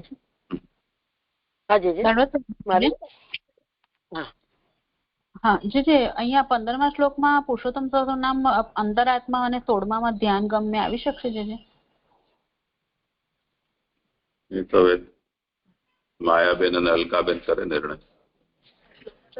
તમારામાં નથી આવતું? નથી આવતું. નથી આવતું.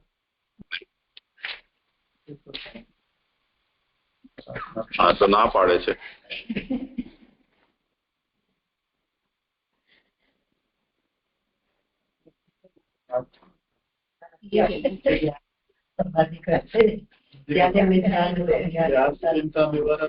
નારદજીના અંતરાત્મા અને નારદજીના ધ્યાન ગમ્ય એવું તમે કહી રહ્યા છો કે વ્યાસજીના? હું નારદજીના અંતર્ગત જ કહું છું. કારણ કે આમાં જે મારી પાસે અત્યારે નામચંદ્રિકા તો નથી પણ અહીંયા આગળ જે આપેલું છે એમાં એનો અર્થ છે નારદજી વગેરેને શ્રેષ્ઠ, સર્વથી શ્રેષ્ઠ ભક્તિ આપનાર, પછી છે અંતઃકરણ સ્વરૂપ એવા પ્રભુ અને ધ્યાન કરવાથી જાણી શકાતા, એવું એનું આપેલું છે. એટલે મને એવું લાગ્યું કે અહીંયા આવશે એમ. આમ તો બંનેનું આવી જ રહ્યું છે એવું દેખાઈ રહ્યું છે. તો બંને માટે લેવા હોય તો લઈ શકો. તો તમારી વાત ખોટી પણ નથી. અને જો વ્યાસજીના સંદર્ભમાં લઈએ તો નારદજીના રૂપમાં ભગવાન પધાર્યા છે તો બીજો અર્થ થશે. સારું. મારે એક પ્રશ્ન છે અહીંયા આગળ. અલકાબેન પ્રણામ. મને છે ને અહીં જ્યાં શરૂઆતમાં શું આવ્યું, એવી રીતે સાવધાન થઈને મનુષ્યનો સંબંધ જરા પણ ન હોવાથી કોલાહલ પાપ વગેરે ના સંબંધ વિનાના ઉત્તમ પ્રદેશ વનમાં અને તેમાં પણ પીપળાની છાયાનો મેં આશ્રય કર્યો. એટલે પીપળો વિષ્ણુનો વાસ છે એટલે વિષ્ણુનો આશ્રય કર્યો. એટલે પાછલા ભાગથી વૃક્ષનો સ્પર્શ કરી રહેલા મેં આત્માનું ચિંતન કર્યું. તો જે આ બહિર્મુખતા આવી એ પાછા એ જડતા આવી એવું અહીં કઈ કહેવા માંગે છે. એટલે મને સ્પષ્ટ અહીં સમજાતું નથી, પણ એ પાછલા ભાગથી વૃક્ષનો સ્પર્શ કરી એટલે મને જે જડતા આવી તેને છોડીને મેં આત્માનું ચિંતન કર્યું કે હું કોણ છું. મને આટલું સમજાય છે. આમાં જે ભૂલ હોય તો સરદાર જરા સ્પષ્ટ કરો. પ્રણામ. હા અલકાબેન. જીજી મને એવું નથી લાગતું, કારણ કે એમની યાત્રાનું જ બધું બતાવે છે. તે ઉત્તમ પ્રદેશ વનમાં તેમાં પીપળાની છાયામાં મેં આશ્રય કર્યો. પાછલા ભાગથી પાછળથી ટેકો દઈને વૃક્ષનો સ્પર્શ કરી રહેલા એ મેં આત્માનું ચિંતન કર્યું. પણ માસી કે છે એવું લાગતું નથી, પછી ખબર નહીં છે. આપ જણાવો.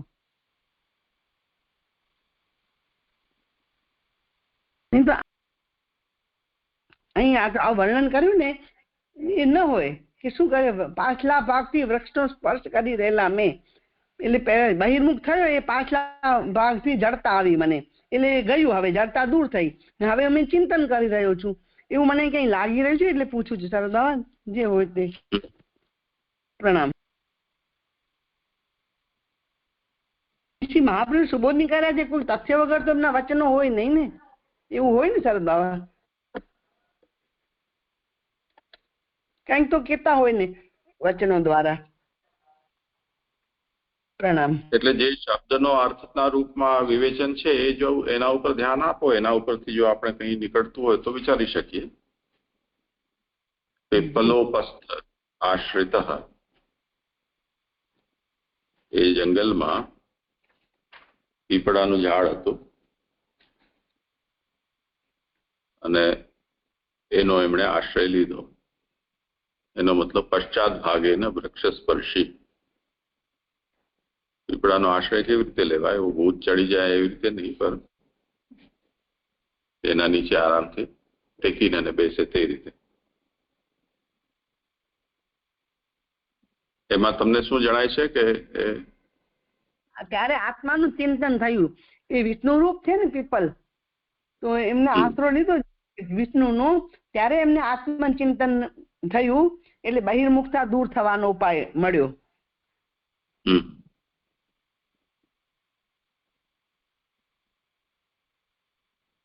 પણ શ્લોકાર્થમાં એવું લખ્યું છે કે આશ્રય કરેલા એ મેં જેવું શ્રવણ કરેલું તે પ્રમાણે આત્માથી આત્મામાં રહેલા આત્માનું ચિંતન કર્યું.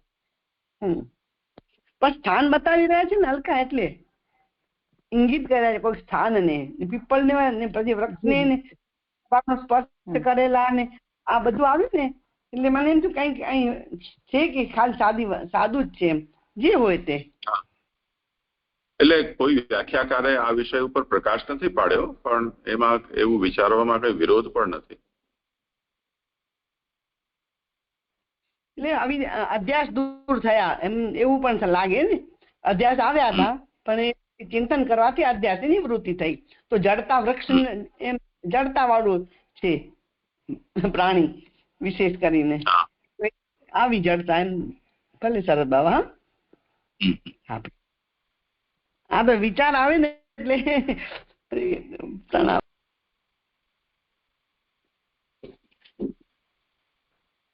અલકાબેન, મને અહીંયા એ પ્રશ્ન થાય છે કે આ ઉપરના શ્લોકમાં એમ કહ્યું કે જેવું શ્રવણ કરેલું તે પ્રમાણે શબ્દોથી ચિંતન કરવાથી જણાયેલી ભગવાનની માનસ મૂર્તિ હતી. એટલે ભગવાનની માનસ મૂર્તિ એટલે ભગવાનના એમને દર્શન થયા એ એમને શ્રવણ કરવાથી એમના માનસમાં જે પ્રકારે ભગવાનની મૂર્તિ તૈયાર થઈ હતી એ જ મૂર્તિના એમને દર્શન થયા. બરાબર ને? પછી શું કહે છે કે ભક્તિ ઉત્પન્ન થઈ નીચેના શ્લોકમાં. તે ઉત્પન્ન થઈ ત્યારે ભગવાનના ચરણ કમલના ધ્યાનનો આરંભ કર્યો.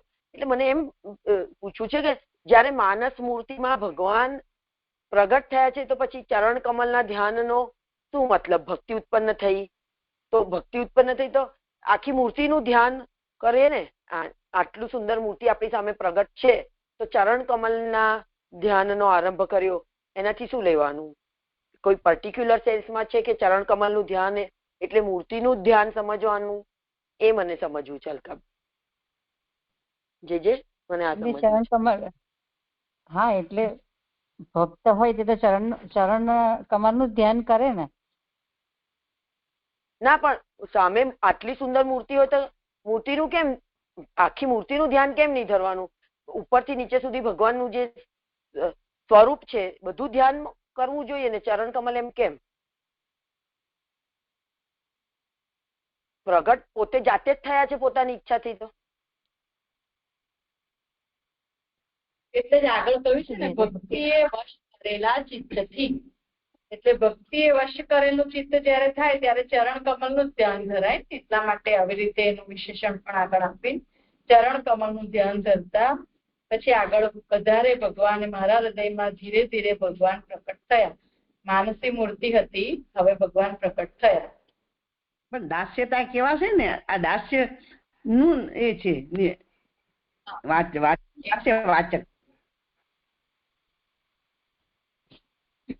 હા, એટલે એ તો બરાબર છે કે ભક્તિ ઉત્પન્ન થઈ, એ બધું બરાબર. પણ જયારે હૃદયમાં આવો આવિર્ભાવ થયો છે તો પણ જો ભક્તિ હોય તો ખાલી ચરણ કમલનું ધ્યાન ધરવાનું. ભલે ભગવાન સાક્ષાત સેવક તો ત્યાં ધ્યાન કરશે, દર્શન થશે તો કે છે શું સેવક છે ને, એવું લાગે છે પ્રીતિ. હા, એટલે સામે ભગવાન ભગવાનનું ધ્યાન ધર્યું એ અર્થ મુખ્ય છે. હવે ચરણ કમલ થી તમે ચરણ જે સમજવું હોય, પણ ભગવાનનું ધ્યાન ધર્યું. હા, હું એ જ કહું છું, એવું સમજવાનું કે પછી ખાલી લાગે છે અહીંયા તો.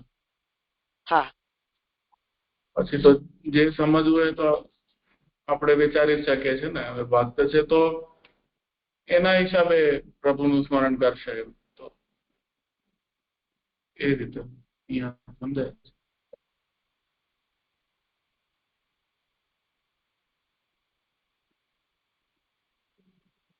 જે આ બરાબર છે.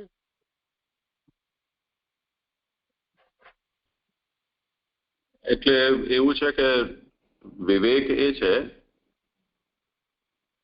હવે આપણે ત્યાં એ જાતનો શિષ્ટાચાર રહ્યો નથી. અન્યથા કોઈ પણ પૂજ્ય હોય, આદરણીય હોય, ઈશ્વર હોય, ભગવાન હોય, એમના સામે આંખો મિલાવીને જોવું એ એનો અનાદર છે.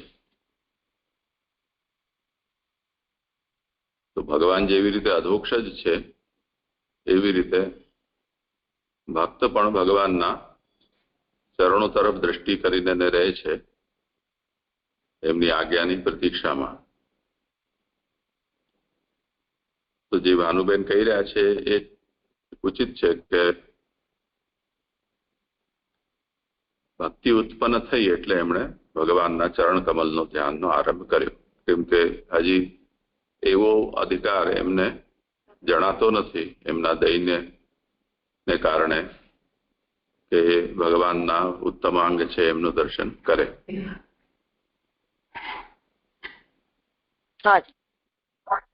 એટલે જે ધ્યાનના આગળ પ્રકાર પણ બતાવવામાં આવશે દ્વિતીય સ્કંદ વગેરેમાં, ત્યાં પણ આ વસ્તુ ઉપર ભાર આપવામાં આવ્યો છે.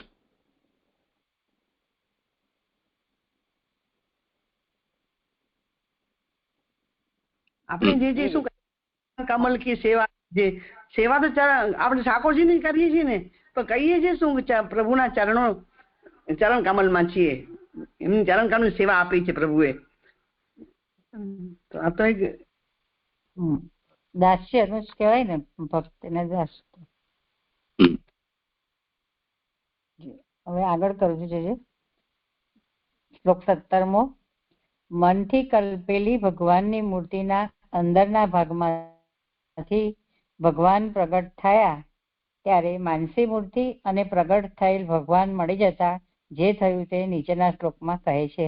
15મા શ્લોકમાં જે માનસી મૂર્તિ અંદર હૃદયમાં પ્રગટ થઈ હતી અને પછી જે બહાર પ્રગટ થઈ, એ બે મળી જતા જે થયું તે નીચેના શ્લોકથી કહે છે કે પ્રેમાતી પર નિર્ભિન્ન પુલકામ ગોતિ નિવૃત્ત આનંદ સંપ્લવે લીનો ના પશ્યમ ઉભયમ મુને. શ્લોકાર્થ. પ્રેમના ઘણા પૂરથી રોમાંચ બહાર નીકળેલ અંગવાળા, એટલે બહુ જ આનંદ થઈ ગયો એમને. ઘણા સુખી થયેલ આનંદના પૂરમાં ડૂબેલા મેં, હે મુનિ, બંને જોયા નહીં. હવે સુબોધિનીજી, આ ભગવાનનો સાક્ષાત્કાર થયો એ પ્રમાણે બ્રહ્મનો સાક્ષાત્કાર પણ થયો. એટલે એમને અભેદનું જ્ઞાન થયું, બ્રહ્માત્મકતા બધી દેખાઈ અને ભગવાનનો સાક્ષાત્કાર પણ થયો. જેમ ગંગાના જલમાં દેવતારૂપ ગંગાનું ધ્યાન કરવામાં આવે ત્યારે જો સાક્ષાત ભગવતપદી ગંગાદેવી પ્રગટ થાય, તેવી રીતે સર્વ આત્માઓના આત્મા થયેલા અને આત્મામાં રહેલા ભગવાનનું ધ્યાન કરવામાં આવે ત્યારે જો સાક્ષાત ભગવાન પોતાની મેળે પ્રગટ થાય ત્યારે તે સ્થિર થયેલ ભગવાનમાં પ્રવેશ થાય, તે સાયુજ્ય. આ સાયુજ્યનો પ્રકાર એક બતાવ્યો છે. સ્થિર થાય ભગવાનમાં પ્રવેશ થાય તે સાયુજ્ય. જેમ જળ દેવતામાં પ્રવેશ કરે ત્યારે નદી સુકાઈ જાય છે, તેમ જીવ બ્રહ્મની પ્રાપ્તિ કરે છે. એ પ્રમાણે પ્રગટ થયેલા ભગવાનની સન્નિધિથી ઘણો જ આનંદ થયો. તે આનંદનું અતિભરહ એટલે ઘણું પૂરું થયું, ખૂબ આનંદિત થયા. સન્નિધિના ચિહ્નો એક પછી એક ઘણા ઉત્તમ થવાથી તે પૂરથી બહાર નીકળેલ છે. સન્નિધિના ચિહ્નો એક પછી એક ઘણા ઉત્તમ હોવાથી તે પૂરથી બહાર નીકળેલ છે. પુલકાહા એટલે રોમાંચો જેના તેવો હું થયો. એટલે નારાયણજીને રોમાંચ થયો. આનંદ રૂવાડાના છિદ્રો દ્વારા બહાર નીકળ્યો એવો અર્થ છે. એ પ્રમાણે બધા અંગો આનંદથી ભરપૂર થયા ત્યારે હું ઘણો સુખી થયો. શાંત આનંદથી ભરપૂર થયો એવો અર્થ છે.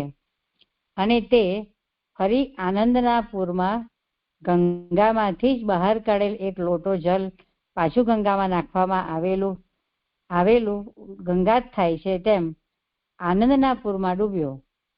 એમાં અને તે ફરી છે ને, એમાં પહેલી ફૂટનોટ અહીં લાગે છે જે તે ફરી આનંદના પૂરમાં, એટલે તે શબ્દ નારદ માટે જ યોજાયેલ છે. હું એવો અર્થ છે, એટલે અથવા તો નારદનો આત્મા એ શબ્દથી જાણવું. એટલે તે ફરી એટલે કે નારદજી આનંદના પૂરમાં ગંગામાંથી જ બહાર કાઢેલ એક લોટો જલ પાછું ગંગામાં નાખવામાં આવેલું ગંગા જ થાય છે, તેમ આનંદમાં પૂરમાં ડૂબ્યો. ત્યારે મેં મને પોતાને અને ભગવાનને બંનેને જોયા નહીં. હે મુનિ, એવું સંબોધન વ્યાસની સંમતિ મેળવવા કરેલું છે, કારણ કે કોઈક સમયે મુનિઓને એ પ્રમાણે થાય છે. આનંદમાં પ્રવેશ કરેલ ચૈતન્ય પદાર્થ ચૈતન્ય તરીકે જણાતો નથી એવો અર્થ છે. આ છેલ્લી લીટીમાં જે સમજાતું નથી. આનંદમાં પ્રવેશ કરેલ ચૈતન્ય પદાર્થ ચૈતન્ય તરીકે જણાતો નથી. એટલે નારદજીને જે આજે દર્શન થયા ત્યારે પછી ના થયા, તિરોહિત થઈ ગયા, એવું લેવાનું છે. આ શ્લોક સંપન્ન થયો ઉત્તરમાં.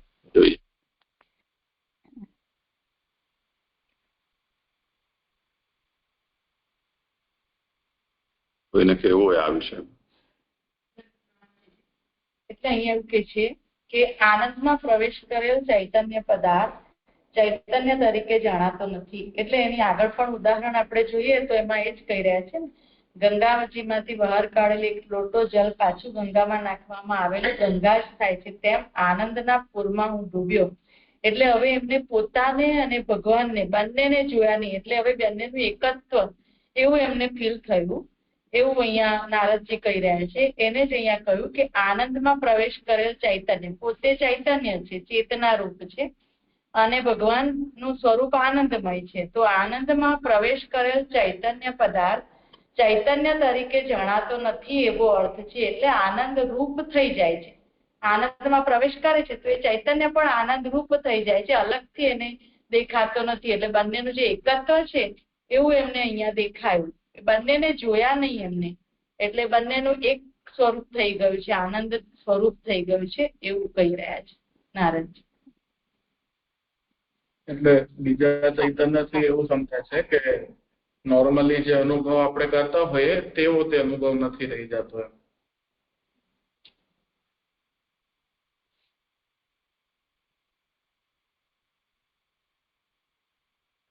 એટલે સમજાયું ને લાલ શું નોર્મલી શું મને સમજાયું નહીં જરા ખરું ને.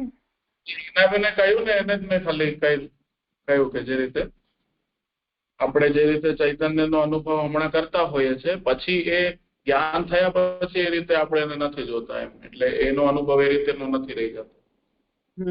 હિનાબેને કહ્યું એ જ રીતે ખાલી મેં એમાં એડ કર્યું.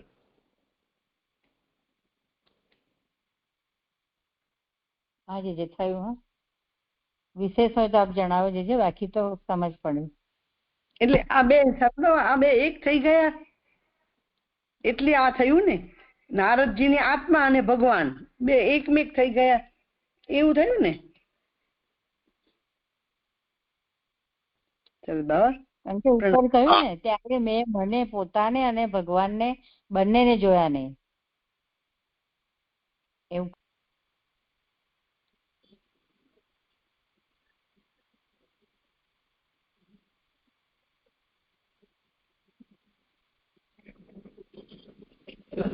કોઈને સ્પષ્ટ કરવું હોય આ વિષય પર. એટલે શું થયું કે ચૈતન્ય નું સમાવેશ આનંદમાં થઈ ગયો તો ચૈતન્ય આનંદ રૂપ થઈ ગયું એવું સમજાય છે. હજી કોઈ વિશેષ કરે તો હોય તો. એટલે માસી એવું સમજાય છે કે એકત્વ થયું નથી પણ આનંદમાં પ્રવેશ કર્યો એટલે એવું જણાયું ના, એટલો સમય પૂરતું જ એટલી એની અનુભૂતિ થઈ.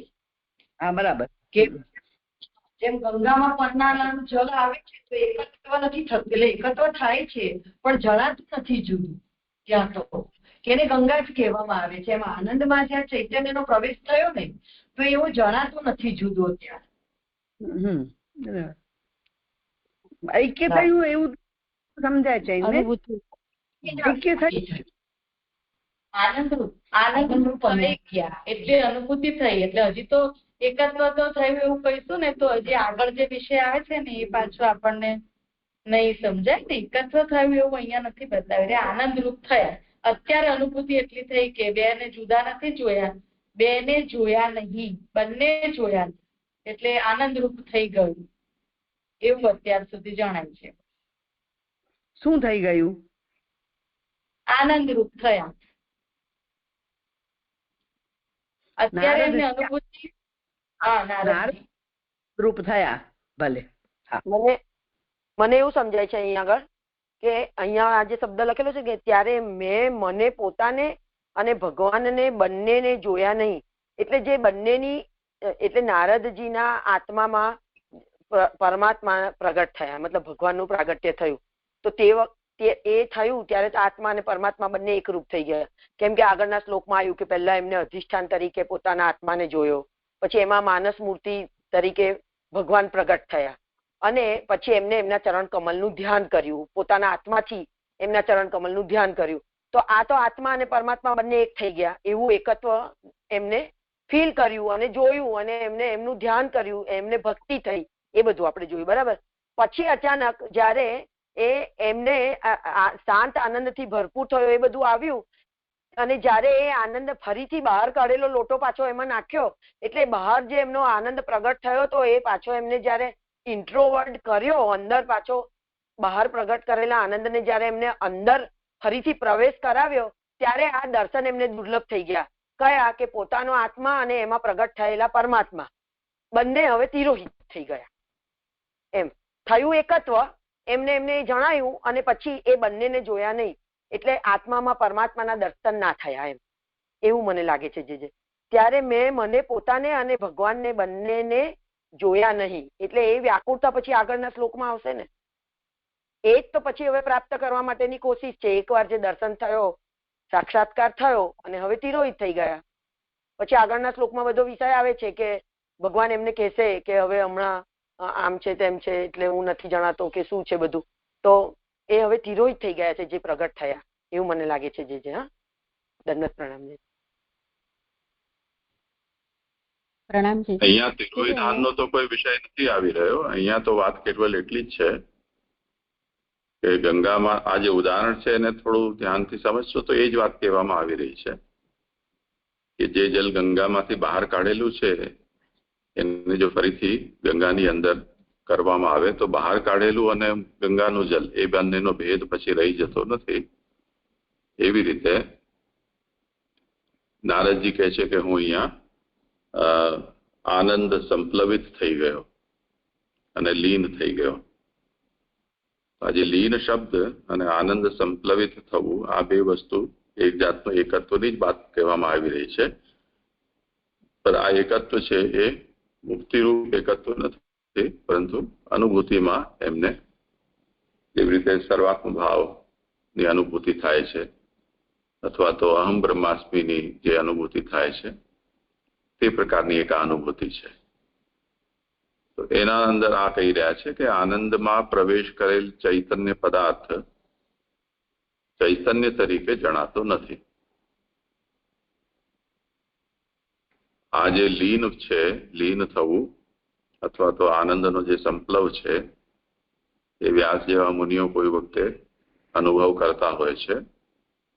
એટલે આપણું જે ચિત્ત છે એ નિરાનંદ છે અથવા તો તિરોહિત આનંદ છે, પરંતુ એને જો આનંદમાં પ્રવેશ કરાવી દેવામાં આવે તો ગંગામાંથી બહાર કાઢેલું ફરીથી જેમ ગંગાની અંદર મિલાવી દેવામાં આવે તો પછી એ ચિત્ત તરીકે એનો અનુભવ થઈ શકતો નથી. એટલે ગંગા સ્વરૂપ જ થઈ જાય છે. એવી રીતે મને પણ અહીંયા અનુભવ થયો. એટલે આગળના શ્લોકમાં આવે છે કે ભગવાનની માનસી મૂર્તિ પણ તિરોહિત થઈ. એટલે આ જે સેશન છે હજી નથી થઈ. હા, બસ આ અનુભૂતિ થઈ, ક્ષણિક અનુભૂતિ થાય છે.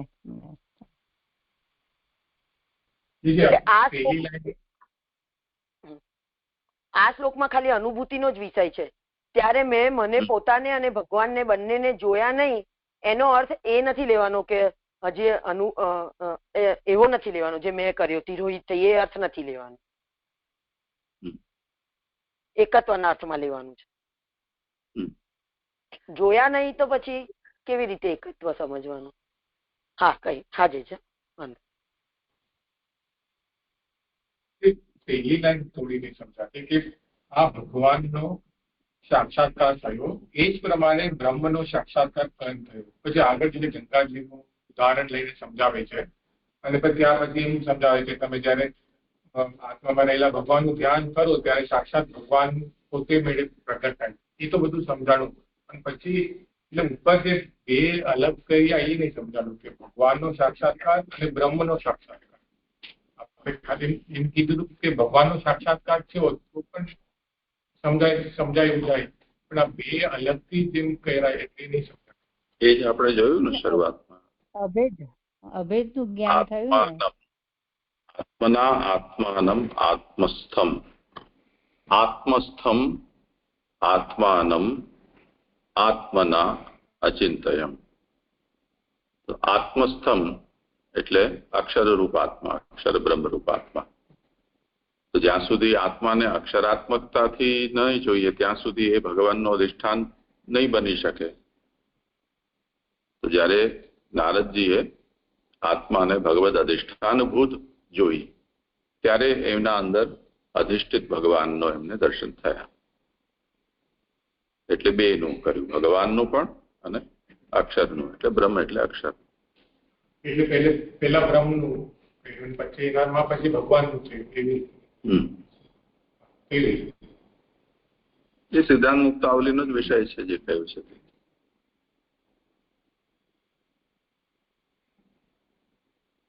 જીજી એક શ્લોક છે કરી લો 18મો. આત્માનંદ સમદ્રષ્ટ વાળું નહીં આવે હે ને. સિદ્ધાંત મુક્તાવલી નું તો એ બ્રહ્મ ની અનુભૂતિ ને પછી સેવા અને પછી કૃષ્ણની અનુભૂતિ ને, પણ અહીં આત્માનંદ સમુદ્રસ્થ વાળું આ નથી. કેમ, એમાં શું વાંધો છે? પણ આ તો ક્ષણવાર માટે છે ને, એટલે મને એમ થાય છે સર થોડી અનુભૂતિ છે માત્ર. પેલા તો વિહાર કરે છે.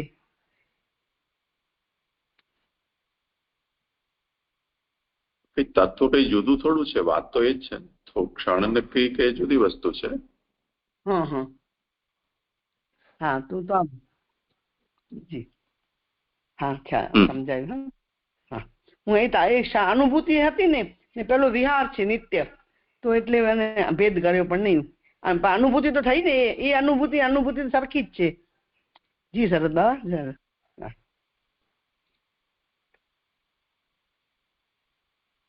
રૂપમ ભગવતો યત્તત મન કાંતમ શુચાપહમ અપશ્યન સહસ્ત્રો તસ્થૈ વૈકલ્વ્યા દ્યુમના ઇવ. ભગવાનનું જે રૂપ મનનું સ્વામી અને શોકનો નાશ કરનારું હતું તેને ન જોતા પીડાયેલ મન વાળાની પેઠે વિકલતાથી હું એકાએક ઊભો થયો. સુબોધિનીજી, પછી ભગવાનની ઈચ્છાથી ભગવાન તિરોહિત થયા ત્યારે મારો પોતાનો આનંદ પણ તિરોહિત થતા ભગવાનની માનસી મૂર્તિ પણ તિરોહિત થઈ. કારણ કે બલવાનથી તેમનો પરાભવ થયો. એટલે જે માનસી મૂર્તિ પ્રગટ થઈ હતી તે તિરોહિત થઈ, એટલે બલવાનથી નારદજીનો પરાભવ થયો, એટલે ભગવાન તિરોહિત થઈ ગયા. ત્યારે મનના સ્વામી તરીકે પ્રકાશતું સર્વ દુઃખનો નાશ કરનારું ભગવાનનું રૂપ ન જોતા અહીંથી ભગવાન ક્યાં પધારી ગયા એવી બુદ્ધિથી હું એકાએક ઉત્તસ્થે એટલે ઊભો થયો. અંદર રહેલો પદાર્થ બહાર જવાનું કેમ સંભવે એવો પ્રશ્ન થાય, તેથી વિકલતાથી એમ કહેલું છે. વિકલતાને લીધે મને તે સૂઝ્યું નહીં એવો અર્થ છે. કારણ કે વિકલતા સર્વનું વિસ્મરણ કરાવનારી છે. કારણ કે ક્ષણિક એમને અનુભૂતિ થઈ છે ને, એટલે એમને વિકલતા થઈ, પછી એમને કઈ સૂઝ્યું નહીં. વિકલતા સર્વનું વિસ્મરણ કરાવનારી છે. વળી હું પીડાયેલ મનવાળા જેવો થયો. દુર્ગતમ એટલે કે પીડાયેલ છે મન જેનું, તેવો હું થયો. જેમ પોતાના સર્વસ્વનો નાશ થાય ત્યારે સર્વમાં ચોંટી રહેલું ચિત્ત નાશ પામેલ હોય તેવું થાય છે, તેમ ભગવાનની મૂર્તિ તિરોહિત થતા નારદનું ચિત્ત થયું, એટલે એમનું ચિત્ત દુષ્ટ થયું. આ શ્લોક સંપન્ન થયો છે. દંડવત પ્રણામ. મારો શ્લોક પણ સંપન્ન થયો.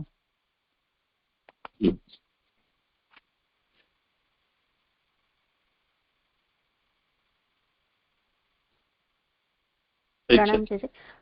અહીંયા જે કારણ કે બલવાનથી તેમનો પરાભવ થયો, તો એટલે પ્રભુ સાક્ષાત અહીંયા આવ્યા પધાર્યા એટલા માટે અહીંયા કે છે કે માનસી મૂર્તિ તિરોહિત થઈ ગઈ, કારણ કે બલવાનથી તેમનો પરાભવ થયો, એવી રીતે લેવાશે છે.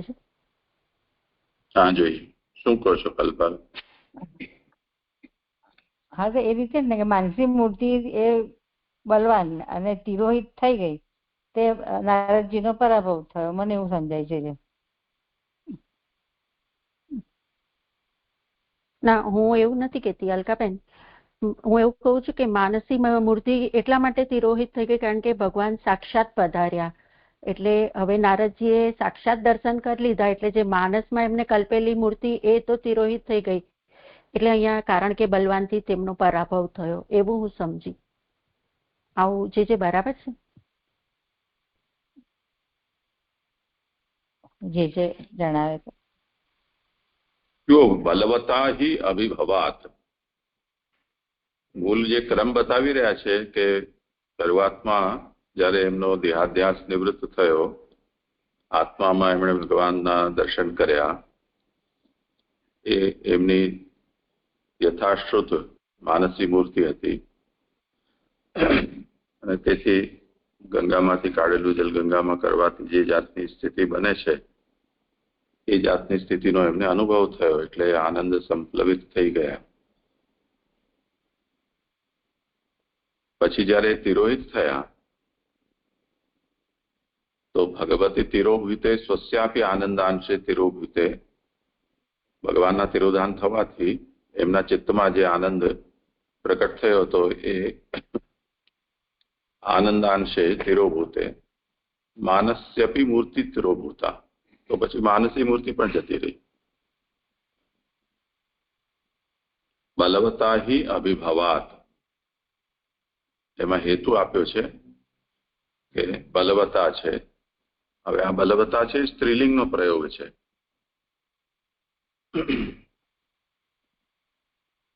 તો માનસી મૂર્તિ છે એ ભગવાનના અધીન હતી, જે સાક્ષાત ભગવાન છે, આનંદ સ્વરૂપ.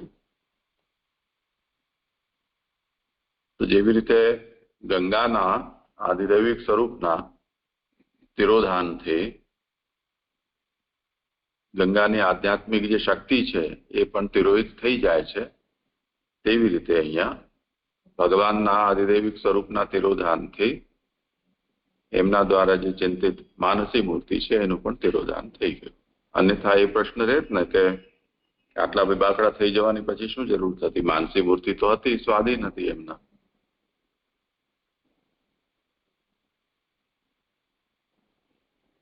હા જી જી. એટલે અહીંયા બલવાનથી એટલે બલવાનથી કોને લેવાનું એ મને ક્લિયર ન થયું હજુ. સમજાય ભગવાનનું પણ હા.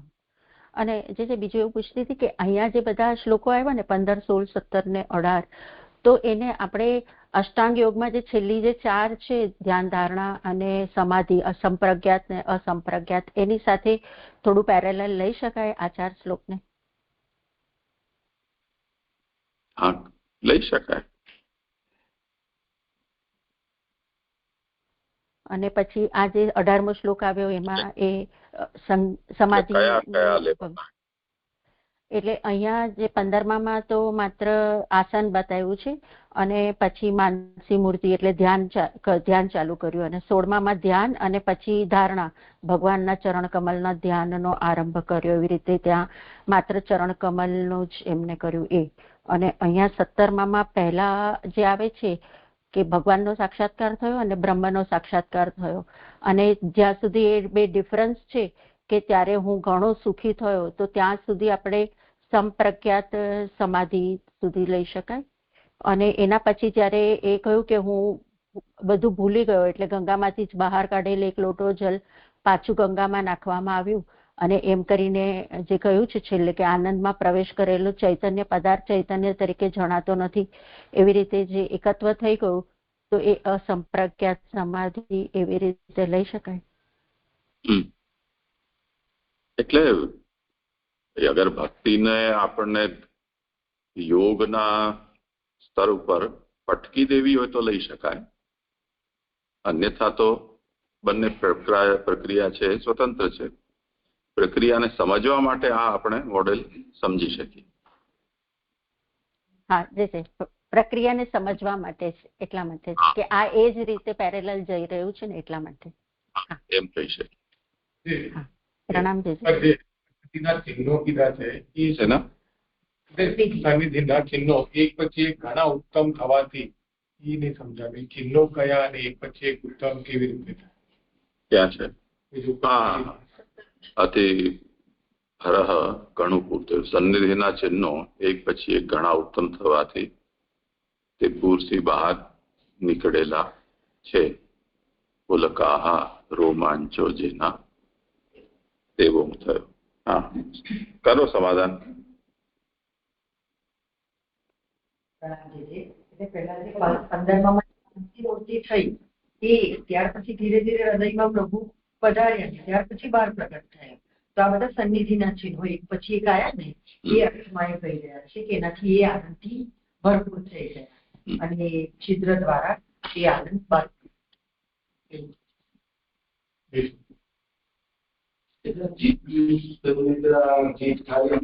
ભગવાન નાશ પામે એટલું કહેવાય. શું થયું? છેલ્લે લખી છે એમ રીતે દુષ્ટ થયું.